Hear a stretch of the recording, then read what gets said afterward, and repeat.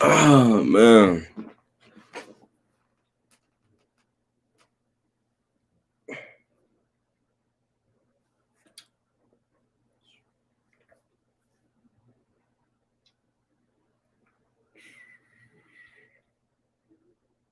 Da, da, da, da, da, da.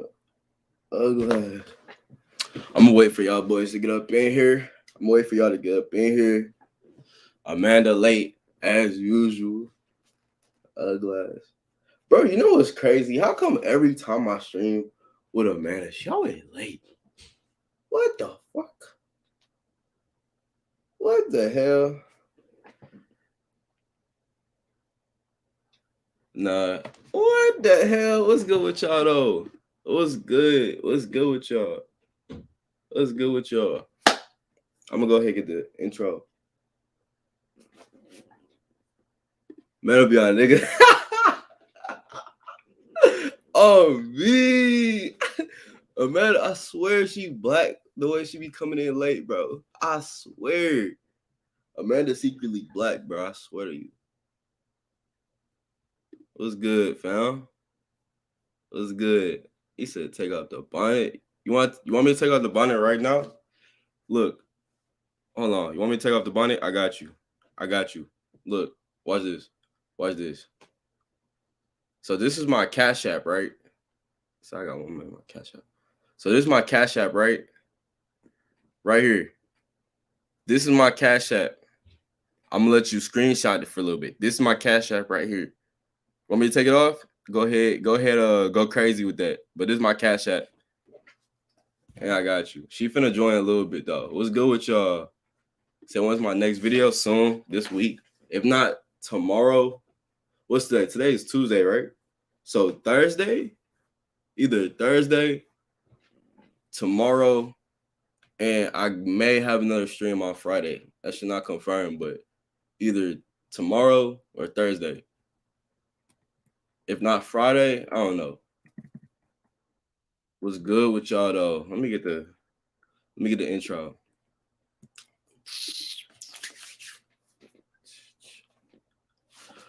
What good you too?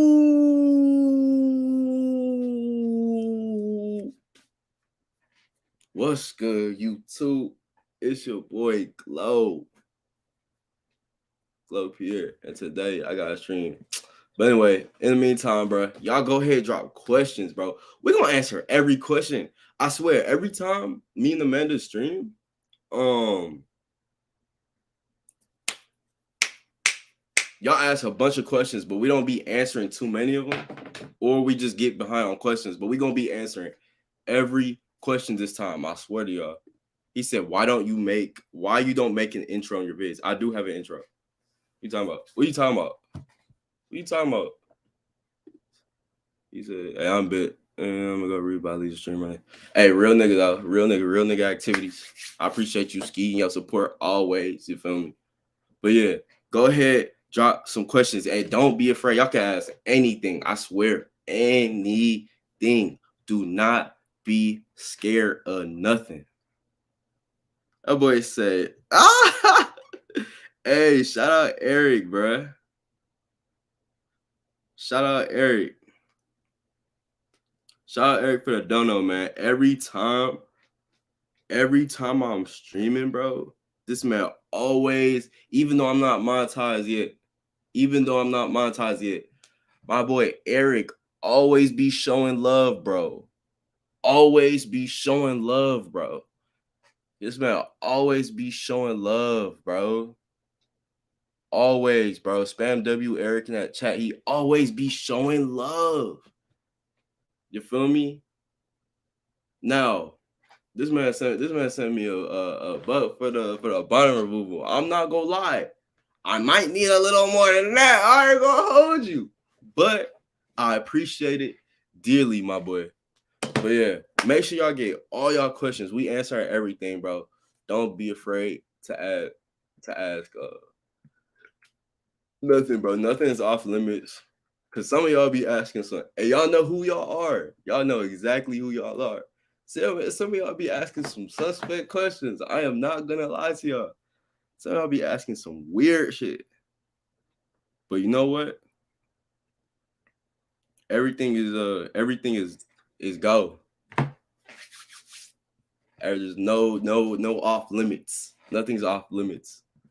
I'm gonna wait for her, bro. Where's she at? Where's she at? Roddy! Where is she at, coach? Where is she at? Where is she at? Roddy!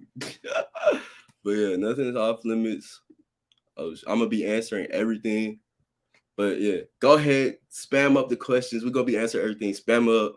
In the meantime, oh yeah. Let me tell y'all something. So yesterday, this stream was supposed to be yesterday. Oh, she right there. But this stream was supposed to be yesterday. But I had some stuff to take care of. I'm good though. I'm straight. I'm fine. I'm good. I'm a little sick, but I'm good. I promise y'all. Thank y'all for checking up on your boy. I really appreciate it. She right here though. This man said she probably forgot. Nah, she right here. Hi. Do you like my Packers shirt? Really? That's what. Oh my gosh, that's bro. She took all that time to put on some Packers. That shit crazy. I wear it just for the stream. Nah, you OD. And playoffs start soon too. Or the playoffs start what? This weekend, right? So, I mean, y'all don't play anybody. Y'all gotta buy a first round buy. But bro, she was really late just to put on some Packers. But, nah, you tripping. If I was on that same timing, I would have put my cowboy shit on for real. We go all the way. But anywho, so yeah, keep asking questions in the comments. I'm gonna go ahead and get to some of the questions y'all already asked. But my boy said you getting Jordan's book. Now Jordan dropped his book yesterday. Wait, no. Today. He dropped it today. I will be copying it and I will be reading. Shout out my boy Jordan Green. Doing very inspirational things every day. Huge role model. So shout out him. Now Amanda, I did tell him that they can throw the whole kitchen sink with the questions, bro. Nothing is off limits. You feel me? So with that being said, be prepared. All right. God. Be prepared. I told him to ask anything. So we finna answer everything. You feel me? We ain't holding nothing back. But anyway, this man Ski says spit or swallow. That's crazy. Now me, I don't do that. I don't do none of that, bro. Yeah, I'm in the same boat as Pierre. I don't do any of that. Nah. I don't do none of that. Y'all heard it from her. How old is you? I'm 19. I'm 19 years old. I turned 19 in September. So 19. Amanda? Oh, I turned 21 in like 2 months. So I'm almost there. Oh yeah. Let me see. So yeah. 21, that's crazy. Yeah, I forgot that you're so much younger than me. I thought you were 19 already. I am 19. Oh, you are? Oh. Yeah, I am. I turned 20 this upcoming September. Oh, okay. So we're like a year apart then. Yeah. Yeah. Exactly. No, my boy said, are you with Amanda? Bro, this is the question everybody, man. No, Amanda's cool. Amanda's my friend, bro. We are cool. We are chill. We are friends. You know what I mean? So to put that out there, no, we are cool. She's a really cool person. I just want to see her succeed, and that's it, bro. That's it. See that guy though, for sure. I bet you could lift up. Man, how much do you? I bet I could. I could lift up a lot of people. How much do you weigh? If you don't mind me asking. I'm like 5'4", and I probably weigh like 110 pounds. Oh yeah, that's light work. That's light work for sure. That's light work for sure. They said when you was late to the stream, they said she probably forgot. Nah, she was just putting on some some Packers gear. I swear, the way it's looking though, like I don't think the soonest we would play the Packers would be the NFC Championship. So the game before the Super Bowl. That would be the soonest we play y'all. But every time, like in recent history, bro, every time we cannot beat y'all. Like it pisses me off. It pisses me off. And it's not like we get like every time we play y'all, we get like destroyed or blown out or something. It's literally last minute things. Last minute, bro. Like, hell no, that shit changing this year, bro. That shit changing. Oh, so I know you're gonna hit 100K soon, solely based on how you talk. No, shout out Jordan. Hey, bro. Hey, Jordan. You know, hey, hold on. Some strategy. You feel me? Hey, shout out Jordan. He's the one that put me on this. He's the one that put me on game. But you know, sometimes you gotta. I'm not even gonna say the word, but sometimes you gotta get your fishing rod right. You gotta put a little like, some. I'm not gonna say the B word, but you gotta put, a little incentive for the fish to grab onto it. You feel me? You gotta make the hook look appetizing. So when you throw it out, the fish want to get it. You feel me? But hell yeah, 100K on the way. Congrats to Jordan. I'm copping your book soon. No cap. No cap. But let me see what other questions y'all got. I didn't even know Jordan was in here. Anyway, would you ever hop on Manos Beats? I'm gonna put them in my background. Hold on. What do you say?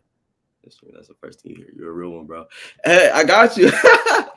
No, that's just crazy timing. I got you, fam. For sure. I'm gonna get that book, my boy. So Amanda was talking facts. Oh yeah. See, you was spitting last week. That's why like everybody fucks with you. Everybody wants to have you back on stream because every time you be coming on stream, you always be dropping gems. You always be spitting facts. You feel me? You gonna have to drop some more gems. If that's why y'all gotta drop some questions, so Amanda can drop some more gems for y'all. Y'all feel me? Cause like she got hella knowledge, bro. Like y'all not even ready for it. And the thing with that knowledge is that every time, like I see it, like every time you text me, blah, blah, and we're talking, and like I see the game, I see the knowledge, I'd be like, oh, this would be so good. Like if you just could drop videos and shit, you feel me? Like I want you to drop vids so bad. I know you be doing right. Well, I do. I have that channel set up, or whatever. Yeah. So, oh wait, this is a good question. My boy Jordan, he needs some help with this, but this is a good ass question. Where can I find women that are below the age of 37.6? Now, for some more context on this question, my boy lives in an area, you feel me? Like he's trying to get out, he's trying to talk to women, he's trying to go out, he's trying to, you feel me?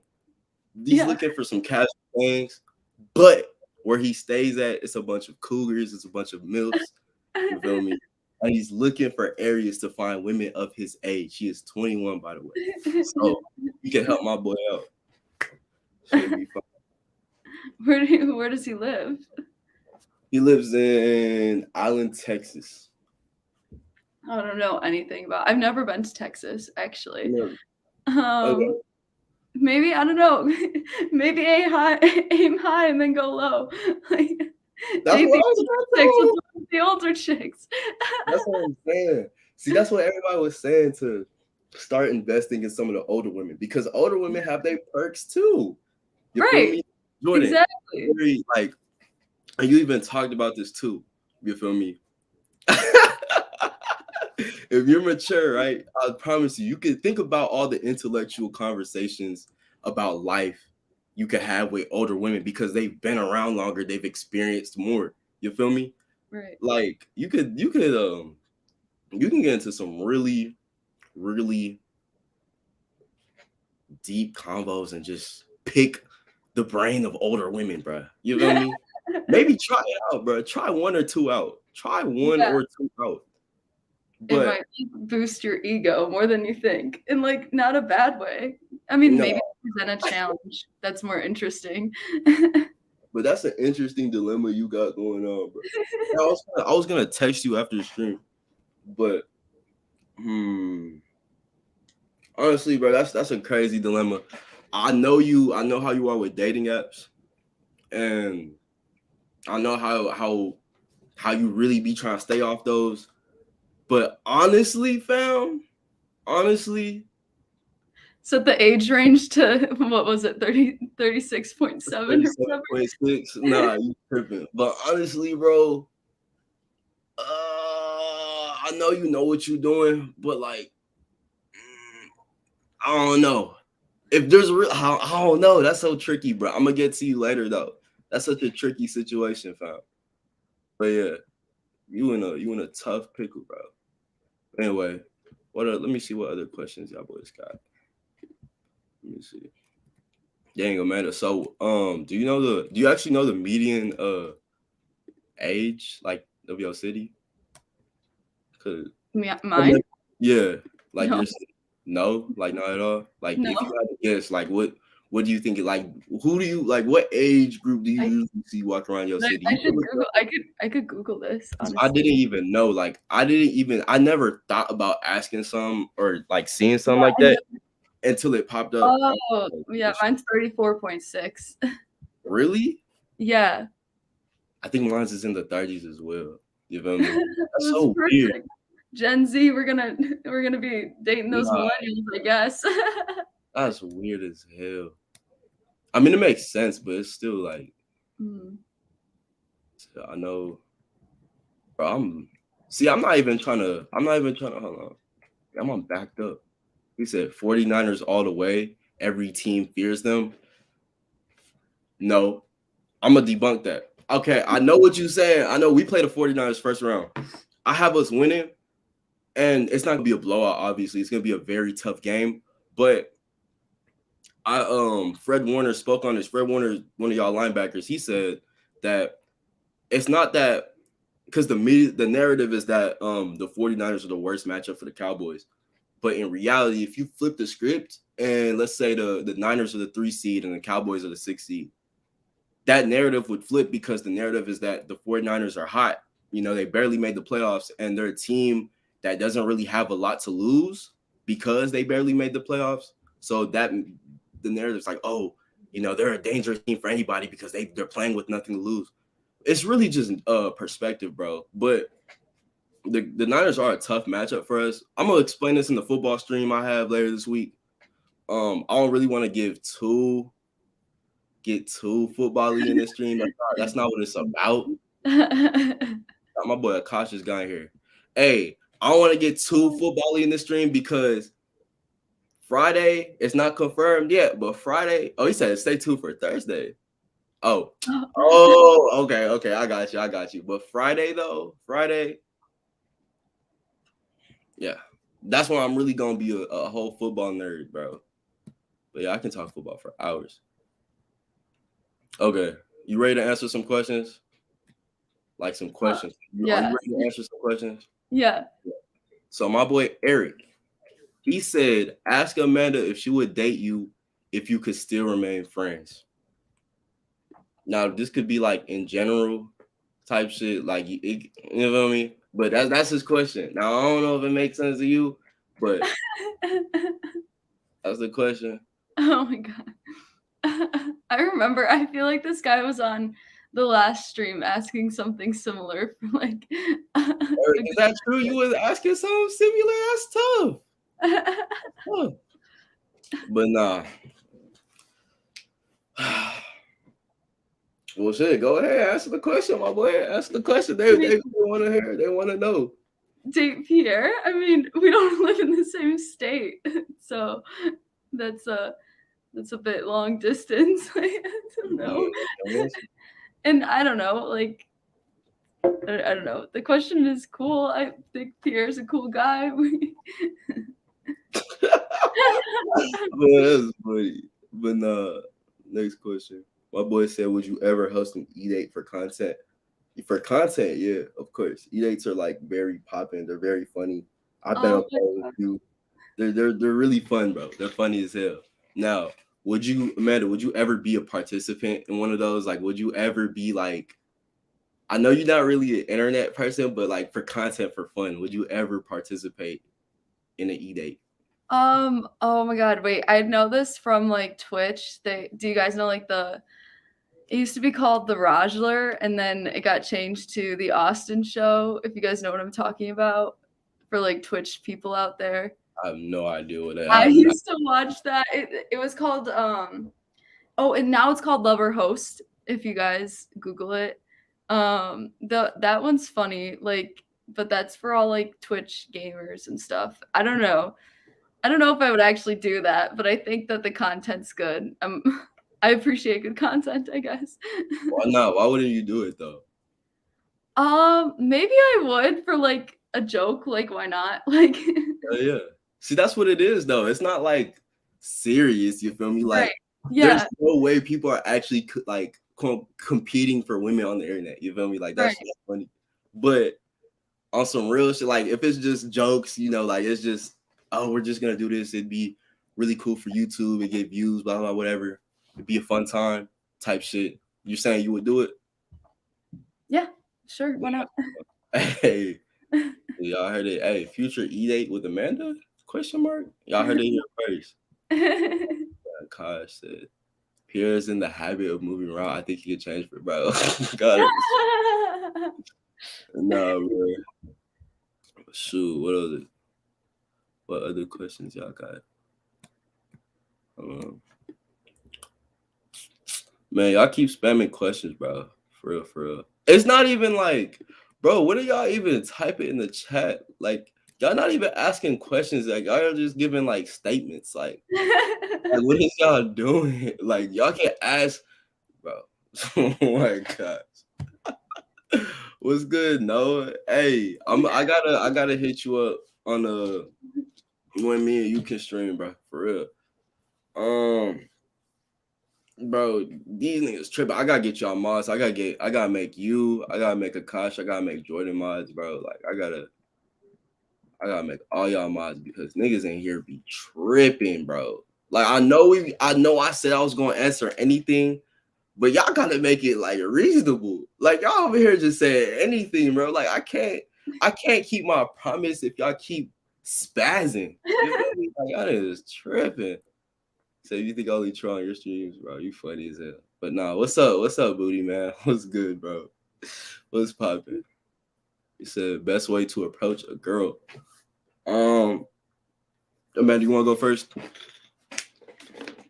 Just go up to her and be like, "So sorry to bother you." No, I'm just kidding. I'm just kidding. I heard a comedian say that.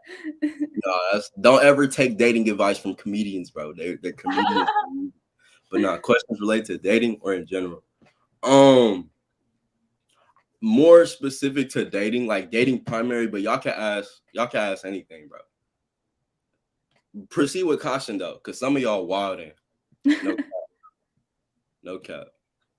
But yeah, to go back to this question and answer this though, is really, bro, just I don't want to say wait for a specific moment or scenario, because if the longer you wait, that perfect moment or whatever that you're waiting for isn't really gonna happen. You gotta create opportunities. You feel me? You gotta be able to create and adapt to whatever environment y'all are in. So really, the best situation, if you really want to talk to her, if you really feeling her, bro, just go up and do it, my nigga. Like, don't be. It's easier to go up to her and she not messing with you, and than to just be like, oh, like what if I had went up to her? What if I had talked to her? Because that's regret. You never gonna know. You feel me? So just go up to her so that you don't end up regretting it later. Because the worst feeling is regret. And I definitely know what that's like for sure. So yeah, that's my answer on that. If you were on no fat for over a year and you got terrible got from a girl, would you watch porn to make sure your channel was working? That's a crazy question. I know exactly why you asking this question. I know exactly who you are, bro. I wouldn't watch porn to make sure, because you can make sure your dick working without watching porn, bro. Don't ever watch that shit. That shit is like terrible. You feel me? But that's such a weird question. Look, bro. I'm gonna make a video on this, but I'm not gonna. That's crazy.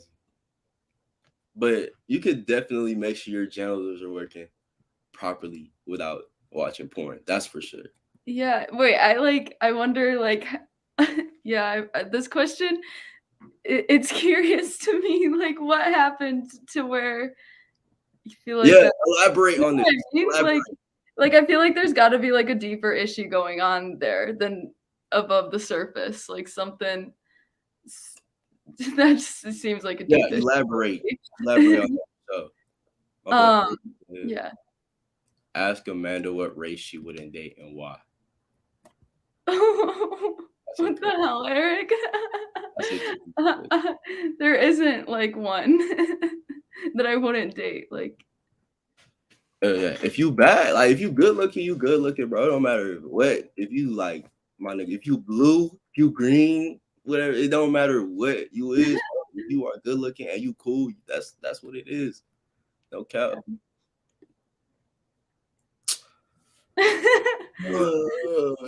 Bro, Akash, you are not funny, bro. I swear you are not funny. Would you ever date someone you don't find attractive but with good personality? Yes. That's just I'm yeah. gonna say, okay, I'm gonna say this. Like, for me to date you, I gotta find you physically attractive in some capacity, right? Now I'm willing to whatchamacallit, what's the word? Compromise more. You know, if you really cool, like if I really dig your personality, you feel me? You don't gotta be a 10 out of 10. You feel me? You don't gotta be, there's some things I could be more lenient with. Not lenient, but you know, like give more weight towards. But to answer the question, yeah, but it's not like you can't be completely, like I can't be completely unattracted to you and date you. Like it doesn't work. Like it doesn't work like that. You feel me? You gotta be, I feel like you gotta be somewhat attracted to them physically Yeah. to date, like date. You feel me? Yeah, and So I feel like with guys too, it's like it's a lot different, like not super different, but guys sort of need that attraction physical level more than girls. That's why I hate the 666 mentality because like it's just so like incorrect. Like I feel like it's just such a for dudes like need to be physically attracted to the chick that they're with. But for girls, I mean, just look at Pete Davidson. I always got to bring him up. Pistol Pete Davidson, the man of the hour. Like, come on. Like, he's like on paper, if he like, worked at Walmart, whatever, he would be getting like no one. It's like, but it's not because of his money either, because he's always been dating up too, like starting with Ariana Grande and then his career kicked off. So I feel like just remember chicks are more emotional than that. And that's why I hate that 666 mentality, because I feel like it tells a lot of guys that aren't that they can't override that when they're more likely to have like leeway in that area than women are. Like, if that makes sense. Because like women, you kind of have to be a little bit attractive, but like this is the one thing that you guys get, like you don't have to be super super attractive. Just be in like decent shape, like don't be obese. Like that's all it really comes down to. Like, but you don't have to have like abs or super strong muscles either if you want to get a girl. Like you really can override it with your personality. So don't let them tell you that you can't, because women are way more emotional than that. You'd be surprised how many chicks will get with guys that aren't, super good looking on paper or whatever. that's facts. It's facts, bro. So basically, just I want to say, I don't know. I can't tell everybody to be charismatic because like maybe some people aren't. You feel me? Maybe some people are more reserved, whatever. But just this is gonna sound so generic, but just be you. Know yourself, like figure yourself out, and then figure out your strengths and your weaknesses, and attack your strengths and really master them.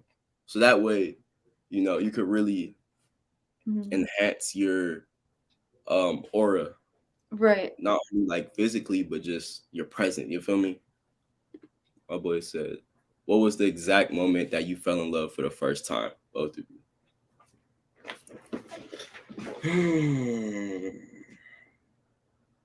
Does it have to be like a person? What you mean? I don't That gotta be a person. See, you could go out. We could just say, man, the exact moment I fell in love is when I saw the Dallas Cowboys play on TV for the first time when I was 4 years old. See, I could cop out with that, but I know that's not the answer my guys want. So I could cop out. Um, I don't know if there was ever an exact moment. I feel like if anything, it was more of just um, like it was kind of a build up, bro. It's not like there was never an exact point where I was just like, oh, okay, like, damn, like, is this what love feel like? You feel me? It's just kind of like, like weeks or like months of just feelings and just whatever and just good times. And then you sit to yourself and I'm thinking like, damn, like maybe like I think I really do like love this girl, whatever. You feel me? Um,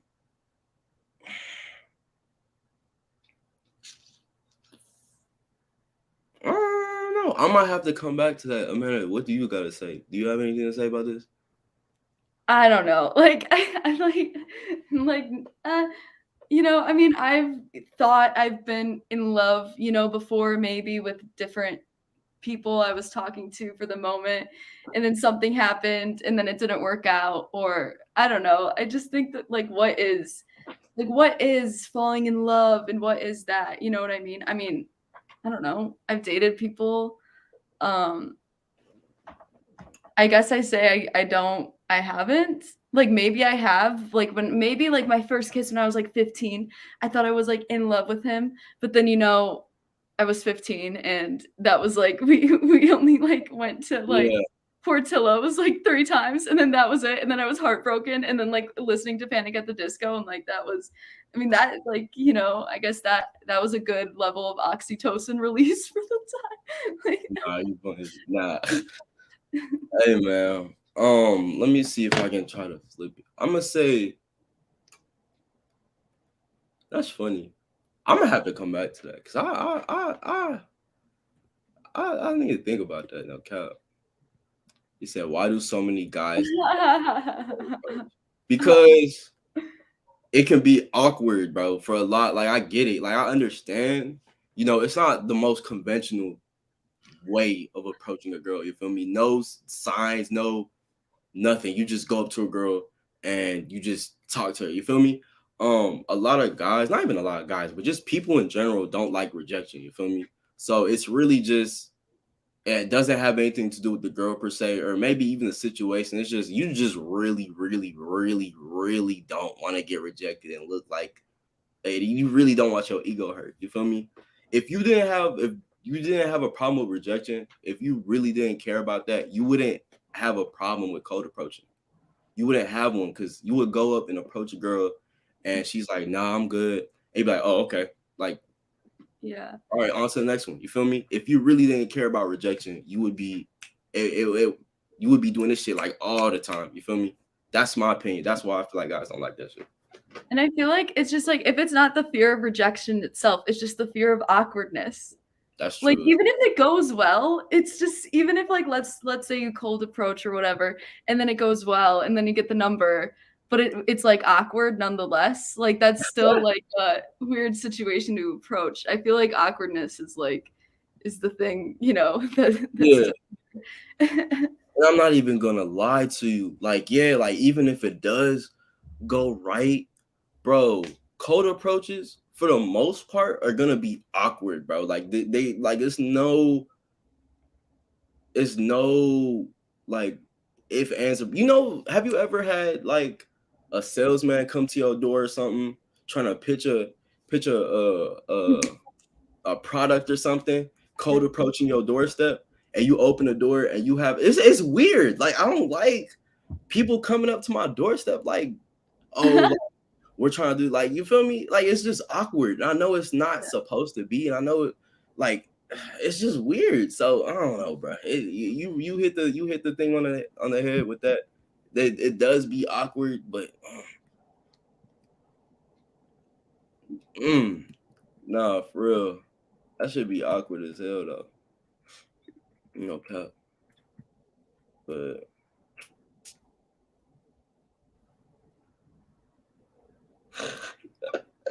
this man Jordan is down bad, bro. Man, this man Jordan is down bad for real, Jordan. Hey, bro, Jordan, I do know some people. I do know some girls that potentially could be interested, bro. Like I said, I'm gonna let you know, fam, because we gotta fix your issue, bro. For real. Nah, that's facts. See, that's facts. But nah, hold on. How tall are you? They said how tall are you? How tall are you, Amanda? How tall are you? You said it earlier, but Yeah, just I'm 5'4". I'm like 5'3" in like a couple quarters, so I just round up to 5'4". no cow. 5'4" with shoes on. Shoes on. I'm Yeah. 5'8" and 5'9" with shoes on.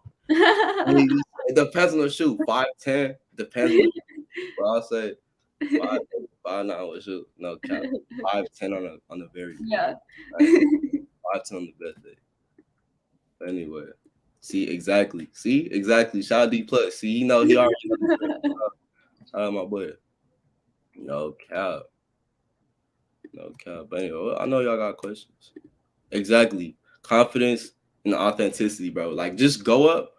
Well, just be. That's what I'm saying. Like, don't. It's so weird to explain because it's not something that like I can really explain, but it's like just go up and just how do I say this without being generic? It's really just I don't want to say dominate the interaction, but you kind of have to have that mentality, bro. You kind of have to. You want to. I don't even think about this, but the way I'm gonna just speak for me. The way I am and the way I just am naturally, I know if I go up and approach a girl, like I'm gonna be the one that's talking more, not because I'm like more interested. It's just that's just me. You feel me? Like I like that. I'm just very boom, boom, boom, just in your face. You feel me? So just go into the mindset, have the mindset like, okay, I'm gonna dominate this interaction. You feel me? If she feels me, she feels me. If she doesn't, she doesn't, and that's okay. I'm gonna move on either way. You feel me? That's how I think. It's either you gonna fuck with me or you not, and if you not, it's cool. It's so like simple, and I don't understand why dudes, or I do understand, I do get it, but it bothers me so much when guys are just like scared or just think about shit like that too long because it's really nothing to think about. Like it really isn't that deep. It's you talk to the girl or you don't. And if you don't talk to the girl, you made that decision. Don't be like in your feels like, oh, I should have talked to the girl. Oh, I wish this would have went this way, then I would have did it. Or maybe if it was less quiet, I would have did it. Or maybe if it was louder, like no, don't do that. You made that decision not to talk to her, so you can't regret it. You feel me? But man, okay.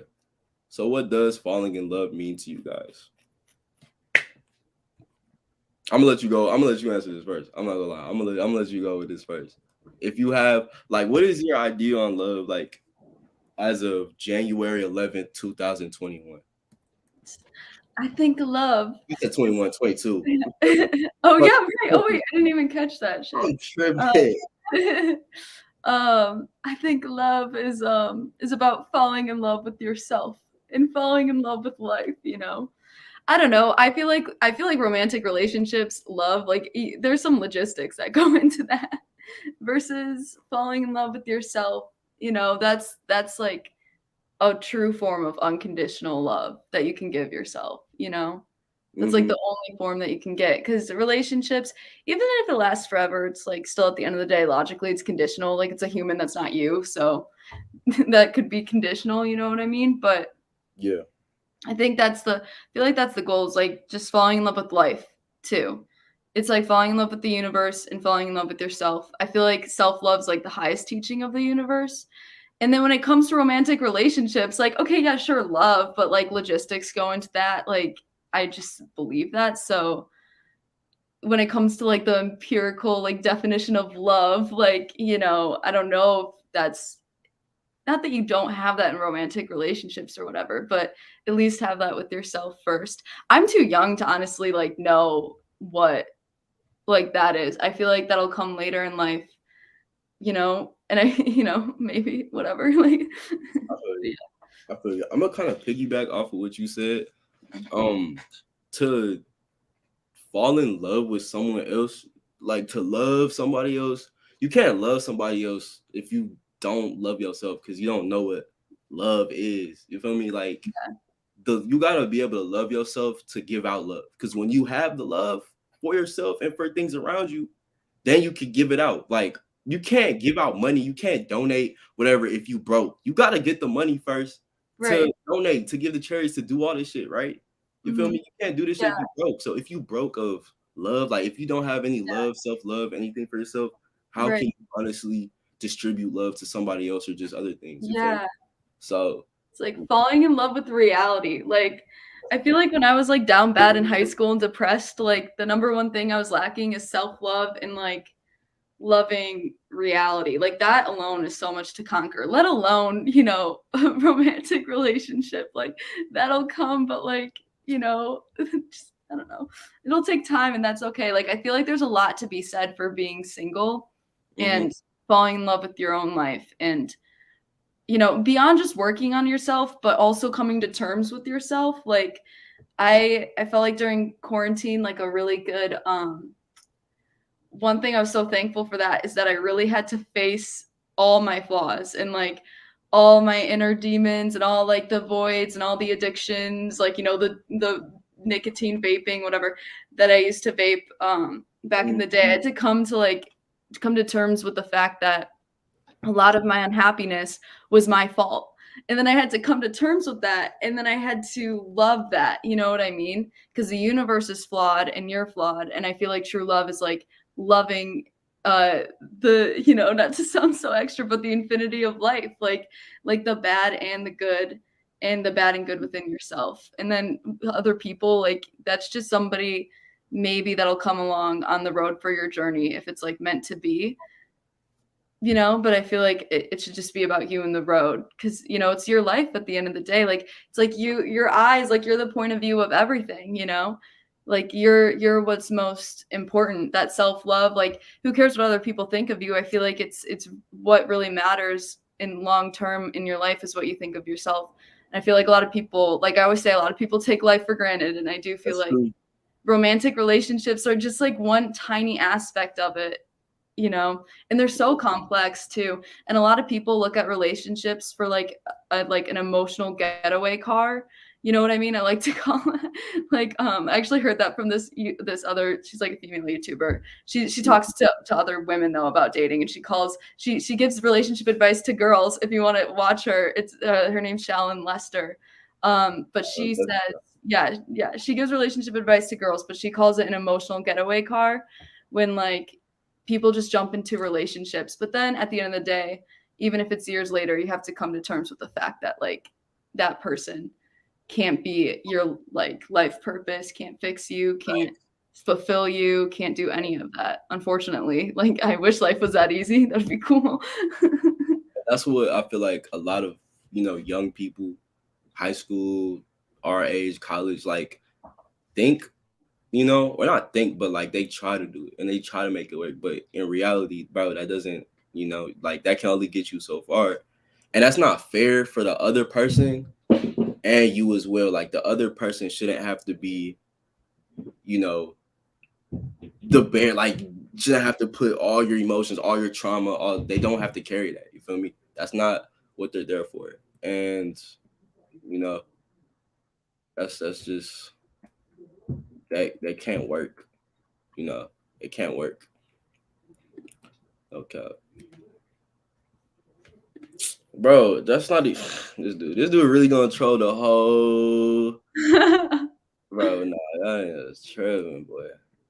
That is tripping. No, Nah, let Pierre's me Pierre's Pierre's the goat. Pierre's the literally, goat. hey, I'm the goat. Nah, literally, tell him again, boy. Nah, trying to bring some self. You have to, bro, because this dude's gonna troll all night, bro. He's gonna troll all night. You know how Akash is. You know how Akash is, bro. He's a troll. See, the thing with Akash, I'm about to expose Akash real quick. You can, everybody screen record this right now. This is gonna be very, very, very, very, very. You feel me? The thing with Akash is Akash likes to put up this front, right, where he's this, this guy that is just helps people, you feel me? But deep down, and this is gonna shock a lot of y'all, but deep down, he is the biggest troll in YouTube and human history, bro. not even YouTube, human history. We have never, ever seen history. in human existence. We have never seen a troll like Akash. He is mastered. He has spent hours, years dedicated to mastering the art of trolling in YouTube live comment sections, y'all. I hate to say this, bro. He's actually going to college and his master is going to be trolling, bro. Like YouTube live stream trolling. That is what he is mastering and majoring in, bro. Like, I can't make this up. This is 100% facts, bro. I hate to break it to y'all like this, but I'm sorry. I had to. And now y'all know. It had to be done. But yeah, my boy knows exactly. Pierre, remember you and me talked about this before. It wasn't the fear of rejection. It was just not liking awkward interactions. Exactly, bro. Exactly. I remember you told me. I ain't gonna spill your beans, but I remember you told me, bro. And I was just like, see, my boy. Because now, yeah, it would have been, it's going to be awkward either way. And when you accept that it's going to be awkward either way, you're going to be more willing to jump up in that situation. Because instead of, you going up and talking to her and, maybe, where me and you were talking about it. You feel me? Like, that's why I'm saying, like, a lot of y'all, and I've done this in the past as well. I'm not perfect, but I missed out on interactions, opportunities just because of the fear of like the awkwardness or whatever. And then 30 minutes, an hour, day after that, I'm thinking like, damn, you feel me? Like, so should I focus on getting rid of the fear of awkward interactions? Not getting rid of it, bro. Not getting rid, but like accepting it. Because like I said, it's going to be there either way. You feel me? It's going to be there either way, bro. So just accept it, bro. And just know that either way, this shit going to be awkward. And just, yeah. Wait, hold on real quick. Before you get to this, I'm going to, CG, look, okay. I'm going to text you, bro, because I have a football stream I want to do this week. And I'm going to have you in it. I got to text you. Antonio Brown is not. I love AB. I love Antonio Brown. I play slot. He's a slot. We both 5'8". We both play receiver. I love AB. I love him. But despite all of that, he is not a top 5 receiver, bro. He is not a top 5 receiver. I'm sorry. He's not top 5 receiver ever. He's not. He's not better than Jerry Rice. He's not better than T.O. He's not better than Marvin Harrison, Fitz, bro. He's not, bro. He's not. He's not even better than Chris Carter, to be honest. He's not better than Chris Carter. And I said that. And I said it. And I stand by it. He's not, bro. I can't wait to debunk everything on the football sheet. He's not, bro. I love AB. I'm not even mad, bro. I'm not even gonna get into all of that. I ain't gonna get into everything, man. I ain't gonna. Amanda, I'm gonna spell like I don't want to make this a football stream because this is a football stream. But anytime y'all gonna provoke me, y'all gonna tempt me with the football comments. And if y'all do, I'm gonna debunk all of that. But nah. I got you. Like, that is funny, bro. Nah. See, y'all boys in the comments talking football. I wanna See, my boy said, self-love is the best love, no doubt. No one can give you love if you don't love yourself enough to be receptive to it. This is facts. This is facts, bro. This is facts. Literally. Like, going back to my broke analogy, right? You could be broke as fuck. You have no money, right? And people can give you money, but if you don't know how to make the money, you're eventually going to run out of money, right? If you don't have, if you just receive money, like people throwing your love at you, and you don't know how to love yourself, bro, the love isn't going to last, bro. You have to figure out how to generate your own money first to have that constant love, and you can give it out, bro. You feel me? You gotta generate your own money first, otherwise you're gonna go broke. It doesn't matter how much money people give you if you don't know how to make your own or keep it, it's for nothing. Feel me? Like everything, and what Amanda said, everything. I said this last time, bro. Everything revolves around you. It's a reason why when we were younger, when we were kids, we literally thought like everything revolved around us. We were so selfish. We didn't want to share toys. None of that. It's because it's true. Like if we weren't selfish, if we didn't care about our own survival, we wouldn't be here. Like in every decision we make, it's always about me, me, me. You feel me? Even if you helping somebody else, it's gonna be because you wanted to, or because of how it's going to make you feel. You feel me? So with that being said, bro, like if you don't know how to do things for you, if you don't know how to love yourself for you, bro, it's gonna be a hard life, bro, because everything comes back to you. Right. To you. And it's okay to be selfish. Like, yeah, it's okay. Not like don't be an asshole about it. Like, you don't gotta be an asshole about it, but it's okay to put yourself first and to make decisions for you and to respect your time because it's you. Like, that's not a bad thing. You feel me? No cap. right. Literally, bro. To join. Hey, we still got some time, bro. So if you just not joining, don't even worry about it. But my boy said, Pierre, do you have the snow bunny crisis? Bro, okay, look, I know where this comes from, bro. I thought I already debunked this on stream, but here's another thing I'm gonna have to expose, bro. There's been an ongoing joke, an ongoing gag or whatever that I only like go for white women or only, bro. That's not the case, bro. That's not the case, bro. Like, I promise y'all, like it's funny, like it's not the case, bro. If you bad, bro. It don't matter what you is. If you cool, I fuck with you, and that's the end of discussion, end of story. Facts. Football is a team game. This is why. Real quick, I'm gonna say this real quick. I don't want to turn this into a football stream, but this is why I think Tom Brady is overrated, if not the most overrated player in sports history. Because football is a team game, bro. I feel like Tom Brady wouldn't be as accomplished as his career is if he wasn't on some really good teams. That's the difference between somebody. I actually think Aaron Rodgers is the greatest quarterback ever because Let's go. Aaron Rodgers, he's that guy. Yeah. I fuck with Aaron Rodgers. Not only is Aaron Rodgers more talented than Tom Brady and has a better, he's mobile, has a stronger arm. You feel me? Aaron Rodgers has had to carry some pretty bad Packers teams. You feel me? And the thing with football and CG, I know you can relate. I know you can back me up on this. The thing with football, you can't win if you don't have a good defense and a good offensive line. If you don't have either of those, you're not going far. Like, you can win regular season games, but in the playoffs, it will get exposed. Look in the Super Bowl last year. The Chiefs didn't score a single touchdown because their offensive line was ass. And the Bucks knew that, and they exploited the whole game. So you cannot win if you don't have a defense and an O-line. These are two things Tom Brady has always had his entire career.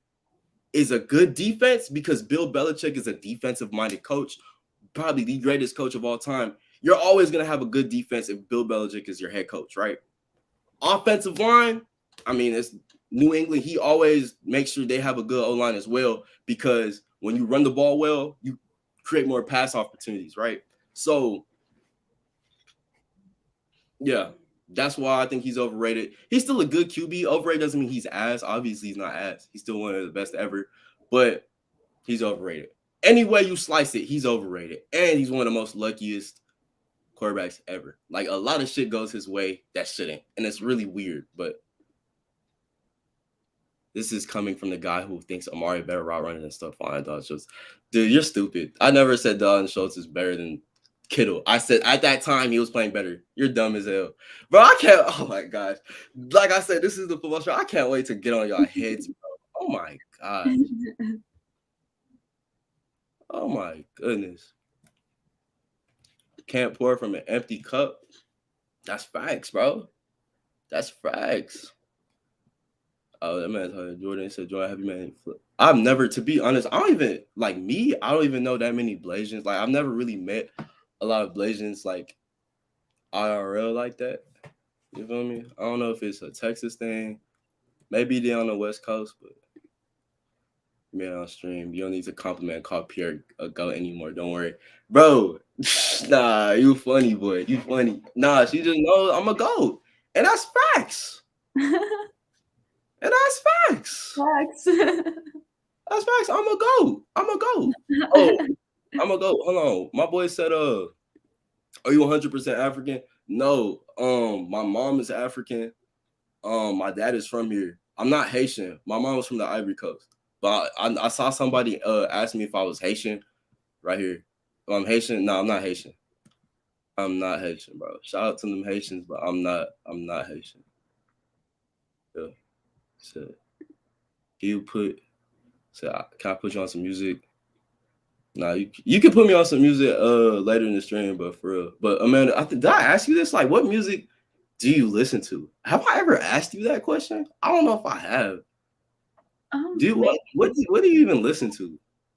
I went through like a huge emo phase. Not like looks wise, but I listened to a bunch of like screamo emo music in high school during my like existential depression. So I mean, I don't know. My dad, he's a huge 70s guy, so I was raised like listening to a lot of heavy metal and like old 70s rock and 80s rock and stuff like that. But so I mean, I fucks with rock a lot and like alternative to this day. But weirdly enough, I just like recently over the past 6 months have started listening to country music. I don't know how or why or where that came from, but I'm going to like a Kane Brown concert January 22nd. So I'll be there. I'm not gonna lie to you. Hey, bro, I respect. Okay, every stream and every like time I talk to you, it's just something different. Like I learned really weird things about like the metal blew my mind. But as far as the country music goes, I don't even like. I guess it's kind of like I don't want to say a trend. It kind of is a trend to like hate on country music for no reason. Right. Now I'm not gonna just listen to country music, but if it's on, I don't mind it, bro. Like right. I'm from Texas, bro. I'm from Texas. It's like, I listen to country music like all the time. Like I'm around it all the time. Like you can't be here, you can't live here, you can't be from here and just hate country music. Otherwise, you're gonna have a very hard time. Yeah. So I can tolerate it for sure. That's interesting though. Where did the country music thing come from? Is that just something like you just heard on a playlist or heard it come on? That's really nice, and you start checking it out, or is that just how does that where's that come from? How is that original? I made a joke. I always make the joke that so when I got to high school, and I got like went through my like sad phase or whatever, I started listening to, like emo music and all that, like Panic at the Disco and stuff type of thing, and Falling in Reverse. I'm also going to Falling in Reverse concert coming up soon too. They're like screamo, like they're a little bit more harder rock, but like I always make the joke that I fell into that music, but then when quarantine hit, like I went so crazy that I started listening to country. Like what? I listen to some of it ironically, but I do appreciate it. It's funny. Like they always sing about alcohol. Like it's kind of concerning. No, that's funny. That is, bro. It's literally alcohol and women, bro. They're low-key alcoholics, I swear. Like if you listen to the lyrics and the verses, and it's so funny the way that they sing it, but it's like this is like concerning. Like there's that one song and it's like Alcohol You Later, and it's supposed to be like Alcohol You Later, but it's called Alcohol You Later. I'm like it's not concerning. That's funny. That is funny. Alcohol You Later. No, that's hella funny, bro. That's hella funny. Favorite Kane Brown song? Oh my gosh, I like them all. Oh wait, I like the one that he did with Black Bear recently. Is like Memories or something. Like that's a pretty basic one, but I'm not a huge Kane Brown fan. I'm mainly going because the opener is Restless Road. They're like these three, I don't know if they're brothers or what, but they're these like three, they're like the country Jonas Brothers. We'll like call them that. They're these like three guys, and they really brought me back into country music, like which I say back into, I've never been into it. So they brought me into it, which says a lot because it took a lot for me to start listening to country. So Shout out to Restless Road. I don't know if you guys will like them, but I don't know who the hell they are. Shout out to them, bro. Restless Road. I don't know who any of them are, but for real, my boy Jordan said, "What's the funniest thing you ever seen in your life? Mine gotta be the Pierre as a follower video. Have you seen that video? I don't know. No, I don't think so. God, dude, I swear to you, bro, y'all are not gonna let this go, huh? For the remainder of my time on YouTube, bro. It doesn't matter how big I get, whatever. Y'all will not let this die, bro. Like, let's leave this in 2021, please, bro. Oh my gosh. And it like no disrespect. Okay, so man, let me run it down. So basically, we're on an e-date, for some content for fun, right? Yeah. And, it will how do I even describe this? But basically, the girl, right? She was asking questions. She was asking me and Akash the same set of questions, right? And where can I find this e-date video? Yeah, I'm gonna send it to you. Okay. I'm gonna send it to you. But no, this is so stupid. But she had asked me and Akash questions, and we had gave our answers, right? Mm-hmm. So when it came time for her to eliminate somebody, she eliminated me, right? And I'm like, okay, that's fine, that's cool. I respect your decision, but I would like to know why you eliminated me, right? And she said, she paused. She looked at the sky for like 5 seconds, and she was like, "You're a cool person, chill, but I definitely feel like you're a follower, not a leader." When they struck me, I am not gonna lie to y'all. Like this shit, I was like, "What?" I was so confused because damn, I called you the goat earlier, but really I should have called you the sheep. Shit, I didn't know. No, I'm kidding. I'm kidding. No, they're gonna. Oh my God. Oh no. No, that's funny. But nah, bro, they're gonna get on my head for what you just said. No. And yeah, like it's not even like, I mean, it's both. It's because it's like I was confused because it's like, what did I say that made you go to that conclusion? And the reaction was crazy. I couldn't believe it. Like, I'm gonna send you the video, but when you watch it, I got like a double reaction. I was like, what? You feel me? Like, because it's the thing, Jordan. Let me tell you, Akash is in here too, and man, let me tell you, the question she had asked, the first question, me and Akash, we both gave separate answers. It's not like I piggybacked him or he piggybacked on me. We both gave different answers, right? But the second question, I had answered it first, and Akash had agreed with me and piggybacked my answer. So basically, technically, wouldn't that make him the follower? If he, you feel me? What? But anyway, I forgave her, bro. Nah, bro. That was crazy. That was a crazy day. For real, bro. Oh my goodness. But yeah, I will definitely send you that video so you can react to it and you can watch it. You can break that down. Man, that's funny. But here's an interesting question. Ask Amanda if she believes that NoFap can apply to girls. Yeah, but I don't think it's as big of a problem for girls as it is for guys. I feel like yeah, I feel like sure, but I don't know a lot of females that struggle with that sort of addiction, if that makes sense. I feel you. It's more rare in females. I don't know. But honestly, if there was a chick and she had to like be like NoFap, that'd be funny as hell. Like yeah, that's definitely different, homie. But no, that's funny. So should you go talk to her because you actually want her, or just to be more confident and not want a true relationship? If you don't want to talk to her, what is the point of going up to do that? You just wasting time. You know what I mean? Like I feel like I know what you're trying to say, like for practice, kind of. But if you do, or if you're approaching girls as practice, then like, and you don't want a relationship, I mean, you can get the number and don't do anything with it. You feel me? Like, you don't have to text them. Like, if your sole purpose is just you want to master the art of approaching girls and getting numbers, and just that, then just don't text them with the number that you get. You feel me? Like you don't have to. Once you get the number, you don't have to text her. You don't have. You're not obligated to talk to them. Just get the number for you, and I guess that's cool. But don't if I don't want to talk to a girl, why am I gonna waste my time and my energy going up and talking to a girl? Like that doesn't make sense. That's just like why would you under your free will do something that you don't want to do? Isn't that a little weird? Like I just wouldn't do that. Okay. Right. And I wouldn't take approaching that seriously. Like if you see a girl across the room and then you were like, oh, that's my future wife. Like you're already screwed before you even go up to her. Like I hate to say it, but like you're just gonna trip all over yourself. And yeah.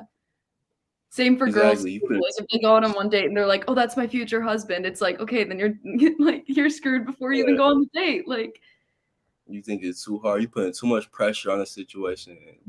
You setting yourself up for failure. Okay. Hold on. Wait, did he send he put the link in the chat? Did he? Hold on. Oh, I think he put the link in there. Yeah, I'm gonna send it to you after this stream. But nah, my boy said, Pierre, I won the whole thing. Don't flip your following claims on me. Bro, Akash, I don't give a fuck that you won the shit. I don't care. That's not the issue. The issue is there's not even an issue. But it's not even that you won. I don't care, bro. Like if I won at the time, cool. I don't care. It's an EA. It's for fun. It's YouTube. It's just that I don't agree, or not. I don't agree. It just doesn't make sense to me how am I a follower, but you piggyback off my answer. How does that make me the follower? We talking about don't flip your following claims on me. What are you talking about? If I give my own answers and you give one original answer and you're like, yeah, I agree with Pierre. What he said was like, then who's a follower? What? You're tripping. See, you gotta do some soul searching, some in-depth analyzation of yourself, and ask yourself in the mirror, who's the real follower? Who was the real follower? I feel like, Akash, deep down, you've been dealing with some sort of like follower guilt. You know, survivor's guilt, when people feel like they should have been the one to die. I feel like, Akash, you suffering from, I should have been the one to be called a follower, not Pierre. You're dealing with that deep on the low, but you don't want to come to that realization because it will shatter your ego. I get it, bro. I know, bro. Yeah, bro. Amanda, you're gonna, once you see the clip, bro. Nah, everybody's comments, everything's gonna make it. I'm excited. Bro, that shit is. In 7 years, bro. If it ever goes viral, bro, that's the thing. I wouldn't want in 7 years, bro. I should be like crazy huge on YouTube. I don't want to ever be in a position to where I'm known for the guy that got called a follower on YouTube. Like, can you imagine that's just the way the cookie crumbles, bro? Like. But yeah, go ahead, y'all ask some more questions, bro. It's 2 people on the stream. Stop asking questions for just me. I know y'all see Amanda right here. Like, it's okay. Like, bro, y'all can ask her questions as well. Like, she's not gonna come through the screen and choke you, bro. Like, she right here. Like, I invite her on. Like, she here for a reason, bro, to answer and help y'all. Cause this is the thing, and I said this in the past, but y'all will ask me. It won't even be a stream about like dating or girls or whatever, right? It will be a stream about like just me chilling or me like talking about football. And y'all will ask me questions about girls and stuff. I'm like, why won't you ask this when Amanda's here? Like, y'all will ask questions. Like, once Amanda is here, then y'all don't want to ask questions. Like, I don't get that. Oh, this man said, Pierre, since you are buff, are you going to do anything with those muscles? I got some enemies I need help taking care of. Bro, you funny. No, you're funny as hell, bro. This is. I bet I had a question for Amanda. Scroll up.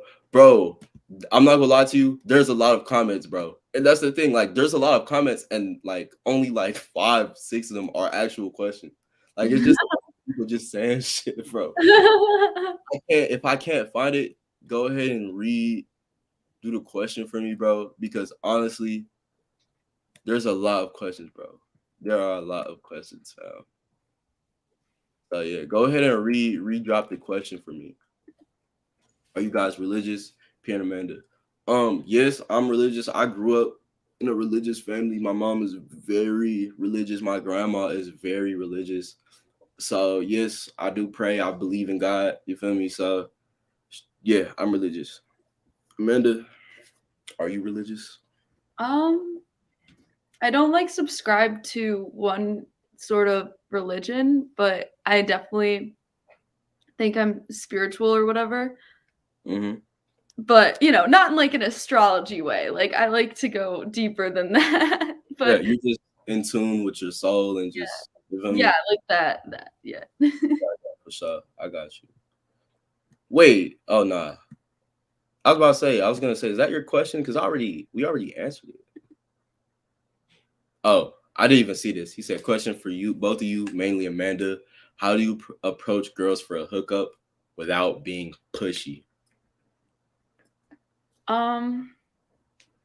Well, let me think of the pickup that I know. Man, So she has to I don't open. know. Like, yeah, no, approaching's a really hard question. And I've even watched like videos on YouTube about how to approach women and stuff, and I can't even reiterate anything that they said, which is troubling. Um, I don't know. I feel like just like my intuition is telling me don't go up to people with like any incentive because it's sort of like the other mentality. Like if you go up to them thinking they're gonna be your future spouse, like then you're really screwed. But then you could just go up to people and then just know in the back of your mind that you're like looking to get laid or whatever, and just try to, you know, go into the trenches, make a couple kills. No, I'm kidding. That's funny. Can I answer this real quick? Okay. Yeah. I know. Okay. So without being too pushy, bro, I want to say the first time, but make your intentions. If you are trying to, go crazy, make your intentions from the jump clear, bro. Like, and if they're on board with it, then cool. But if they're not, then if they're not and they want something else, don't keep talking to them in hopes of you getting laid, because then that's when you become pushy, because then you're not really talking to them for them. You just want something, and then you just and you're gonna keep trying to get that one thing until you get it, and that's when you become pushy. That's when you become like, you feel me, like you just don't do that. But what I would tell you to do is just be honest, be upfront from the jump, so you know that every interaction after that, your event is leading up to you getting laid. You feel me? Don't I don't know. That's such a I don't want to say broad question, but like me, I would just say make your intentions just clear from the jump and try and get to that, as soon as possible. Like don't I don't want to say waste time, but like just focus on meeting up. Don't waste any energy. This is gonna sound bad, but just don't waste energy. Like, what's the word? Just talking her up on the phone, whatever. If you know what you want, set up a date, set up a time. Yeah, you can talk between, but you want to have most of your interactions in real life, and just yeah. I feel like if you also like the whole, sorry, not to interrupt, No, but you like good. yeah, I feel like the whole thing about getting laid and pickup and all of that, it takes a lot of skill and it takes a lot of time and it takes a lot of work and it takes a lot of patience. Like for guys that do pickup and then are successful at it, I feel like they dedicate a lot of time into doing that, into studying that sort of game. So it just depends what you're looking for. Like if you want to do pickup and stuff, then, I would say build the skill of charisma and focus on like mastering that, and that takes time, and just be willing and to put in that work. But then also know in the back of your head, even if you are successful at pickup and then you get or not pick up, it doesn't have to be called that. That's so like 2009, but like even if you are successful at getting laid casually or whatever, that's great, whatever, but like also make sure you're not trying to like fill a void, because it can boost your ego, boost your confidence, but like it won't fill voids, like that whole entire like thing. So just be a balanced person going into it, I'd say. But there's nothing wrong with wanting to, get chicks, I guess. Yeah, for sure. My boy Jordan said, "What does God mean to you? Like, what do you believe God is?" I don't think God is just one thing, but I think mainly, like, God is a lot, can be a lot of things, but I think mainly, to me, God is love. Like, and that's why in the Bible and just in like Christianity or whatever, they always say like, God is a part of you. Like, God is in you, and God is love. You feel me? As long as that love is always there for yourself, God is always with you. Because, like Amanda said, love is the highest form. Highest form of just anything in the because you love yourself. You love you. You feel me? Love where you're at. So I feel like I always felt like God is just love. If I love myself, God is always gonna be with me. And good things always happen when you not I don't want to say good things always happen, because life can throw whatever at you, but you're always gonna be level-headed and you're always gonna believe in yourself. You'll be like, you know what, I got this, you know, whatever's on my plate, I'm gonna take care of it. I got it. You feel me? Because you got that faith in yourself, you got that trust in yourself, and you love yourself no matter what, through whatever situation.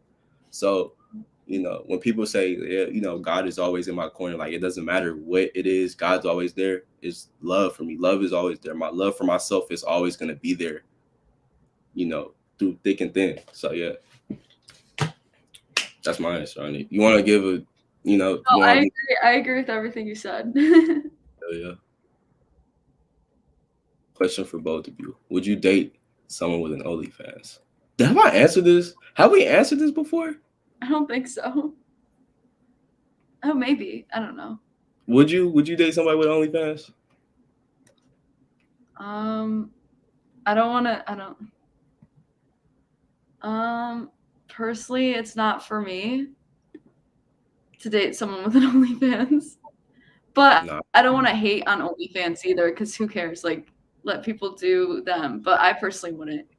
But that's just because that doesn't align with my personality. So we wouldn't. I just doubt we'd get along. I don't know. I just wouldn't, bro. I just can't. I just can't, bro. Like, I can't.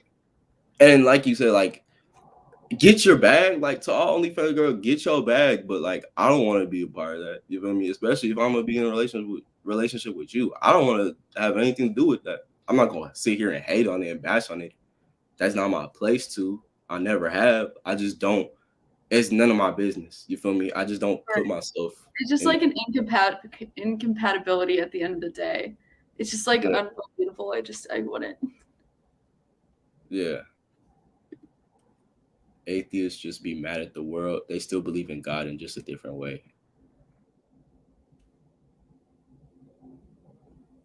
That's interesting, bro. I never thought about that. You feel me?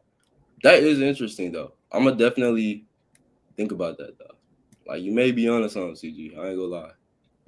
Said true peace comes from the acceptance of chaos. Everyone has faith in something. I don't think we can function without it. And yeah, a lot of people believe that religion is just, something that people made up to believe, to have faith in. You feel me? Like, I know that's what people believe out there. And it's true. Like, I do believe, even with science, like, some people believe in science, some people believe in God, whatever, but everybody believes in something. You feel me? Like, you can't just be here and just not believe. Like, you have, a belief system. Like, it doesn't matter what it is. Like, you believe, things about the world. Like, you can't just be operating here and you don't have any thoughts of anything. You don't believe in any, like, that's impossible, bro.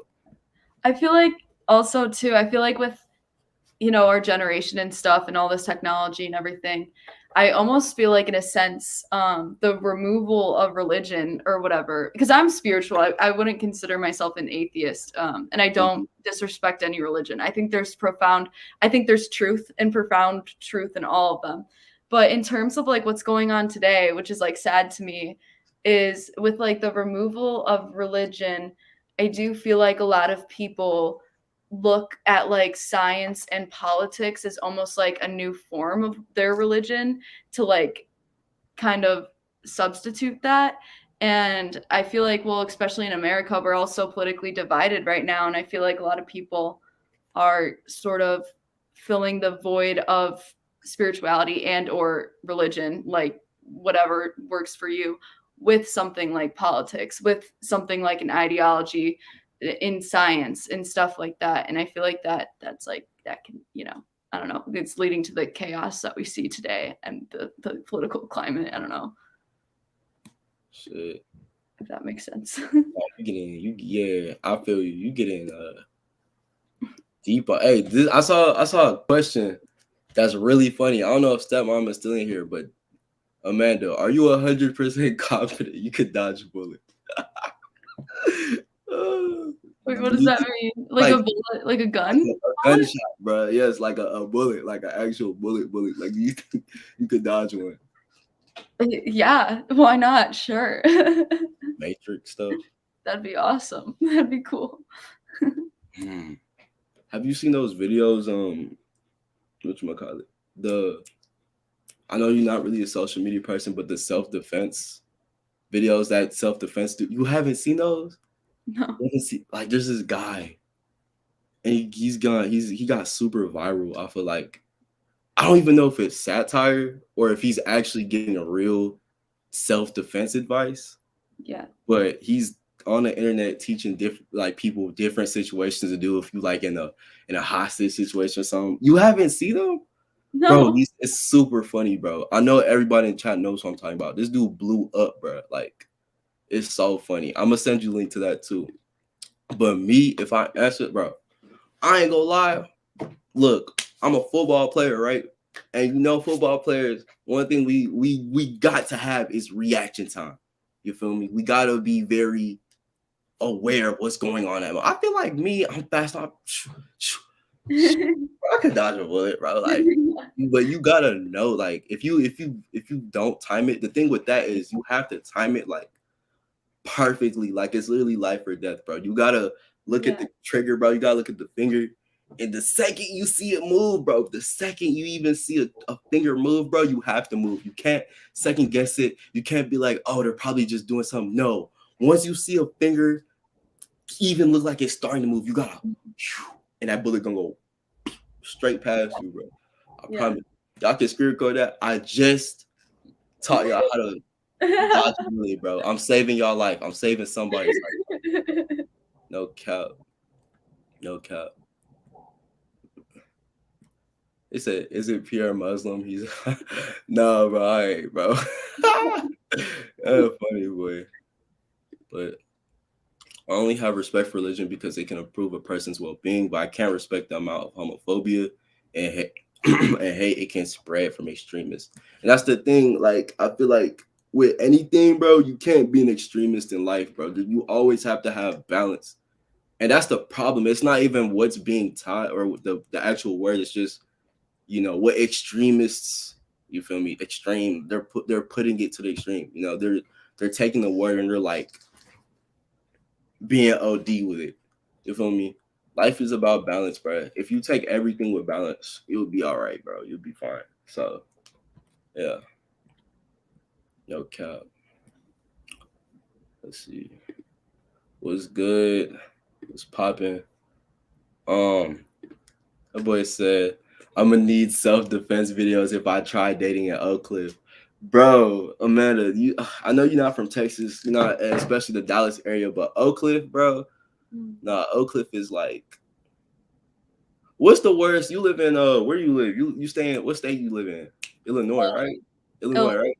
Yeah. That's like picture the worst, like just ghetto, just hood, just trash place you've been to, bro. That is what Oak Cliff is like, but I promise you that image that you just had in your head, that place you're thinking of, that's probably better than what Oak Cliff is. Oak Cliff is tough, bro, gutter.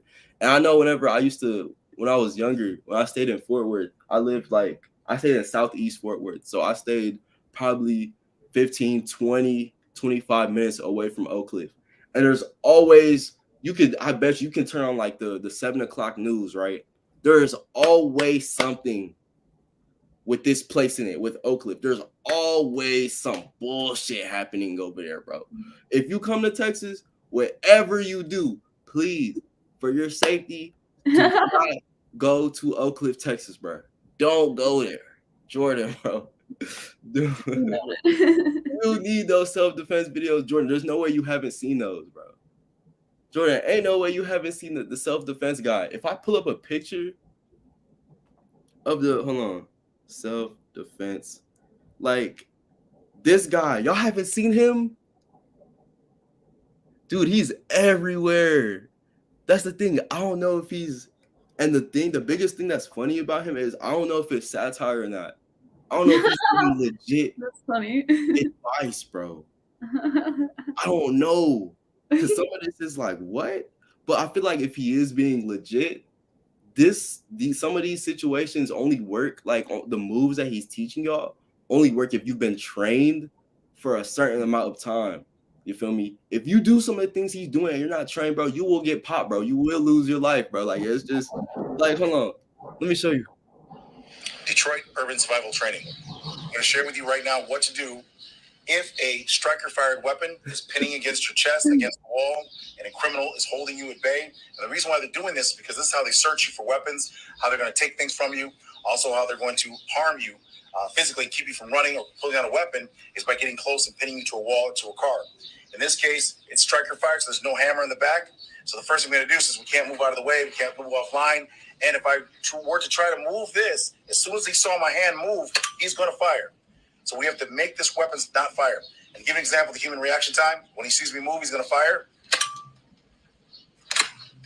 What? So why it didn't move, the slide didn't slide, because I inhibited it by pushing it to the rear. From there, what we do is push the barrel back towards the aggressor, and now you have the weapon.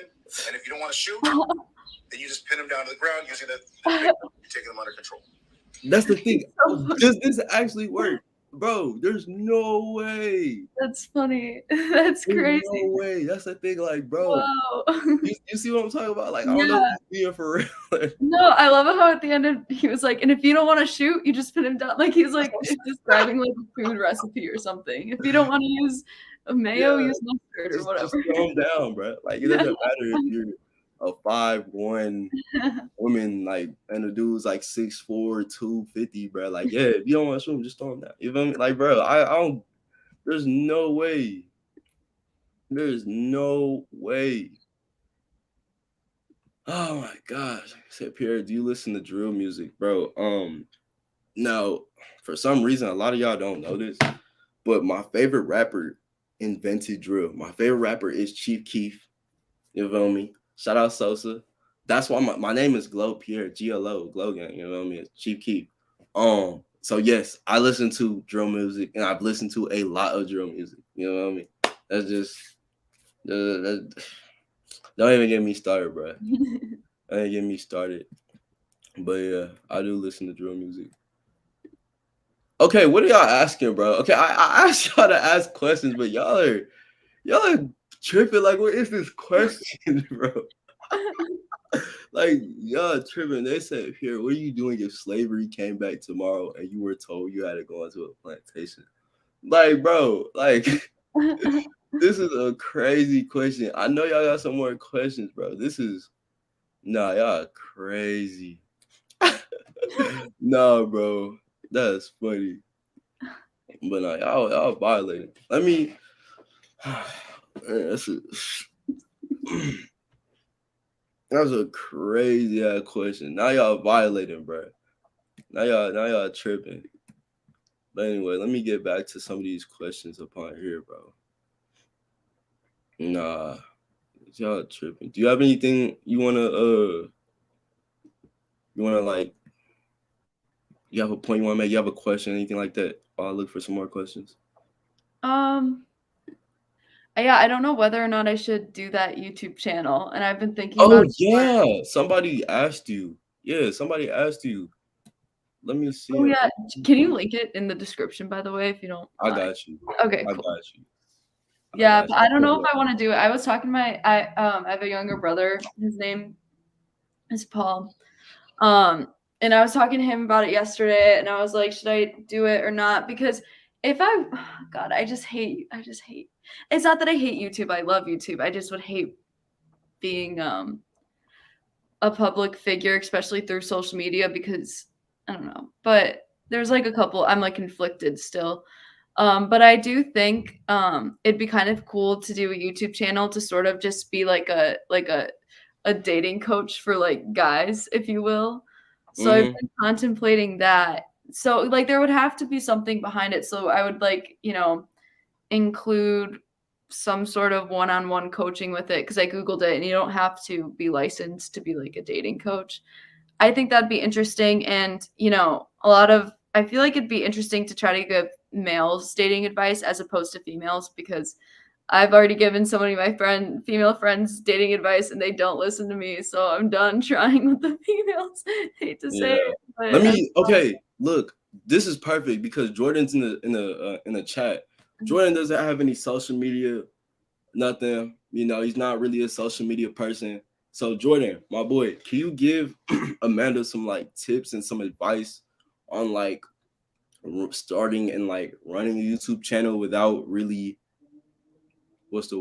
being on social media too heavy? You feel me? Because that's what you don't want to be like a public, you don't want to have to be on social media for your YouTube. Yeah, I don't want to be like a YouTuber. Like, I don't want to be like a female, like coming after the Fresh and Fit podcast or something. Like, yeah, I don't know. I wouldn't want to be like a YouTuber, but if I could use that as a means to an end to like market off like becoming a dating coach, because for men, because there's a lot of female dating coaches that are dating coaches for women. And it's also, but there's not a lot of women that are dating coaches for men. So I was thinking that it might be like interesting to get into that, but it's just putting myself on YouTube that I hate, and it's social media that I hate too. That's the only downside, but I feel like maybe I should give it a try. Like, I would want to like coach guys one-on-one, because one thing that I noticed too with a lot of guys is you guys don't really talk to each other that often. Not all guys, but a lot of guys in like, because I have male friends, and I notice in male friendships, males don't talk to each other super openly about like relationships. You know what I mean? Like, they're not like, it's not like locker room talk at all to be like, yo, she broke my heart. And then he'd be like, yo, I was just reading this book and like, here's like what I recommend. Like, you gotta eat ice cream. Like, here's a face mask. Like, versus like, or like, like, oh, she was toxic because this is not like you deserve. But like in like the females, like we talk to each other about dudes like too often, if anything. Like, it's all the time. It's sort of like, but what does he mean if I did that? And then like, and I feel like that's really comforting that a lot of females have, and a lot of guys don't have that.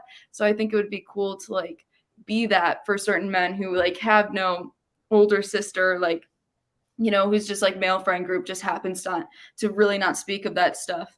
They kind of feel like there's like an outlet that's healthy and not like the Fresh and Fit podcast. Like, I'm sorry, but oh my God, I still can't with that podcast. They have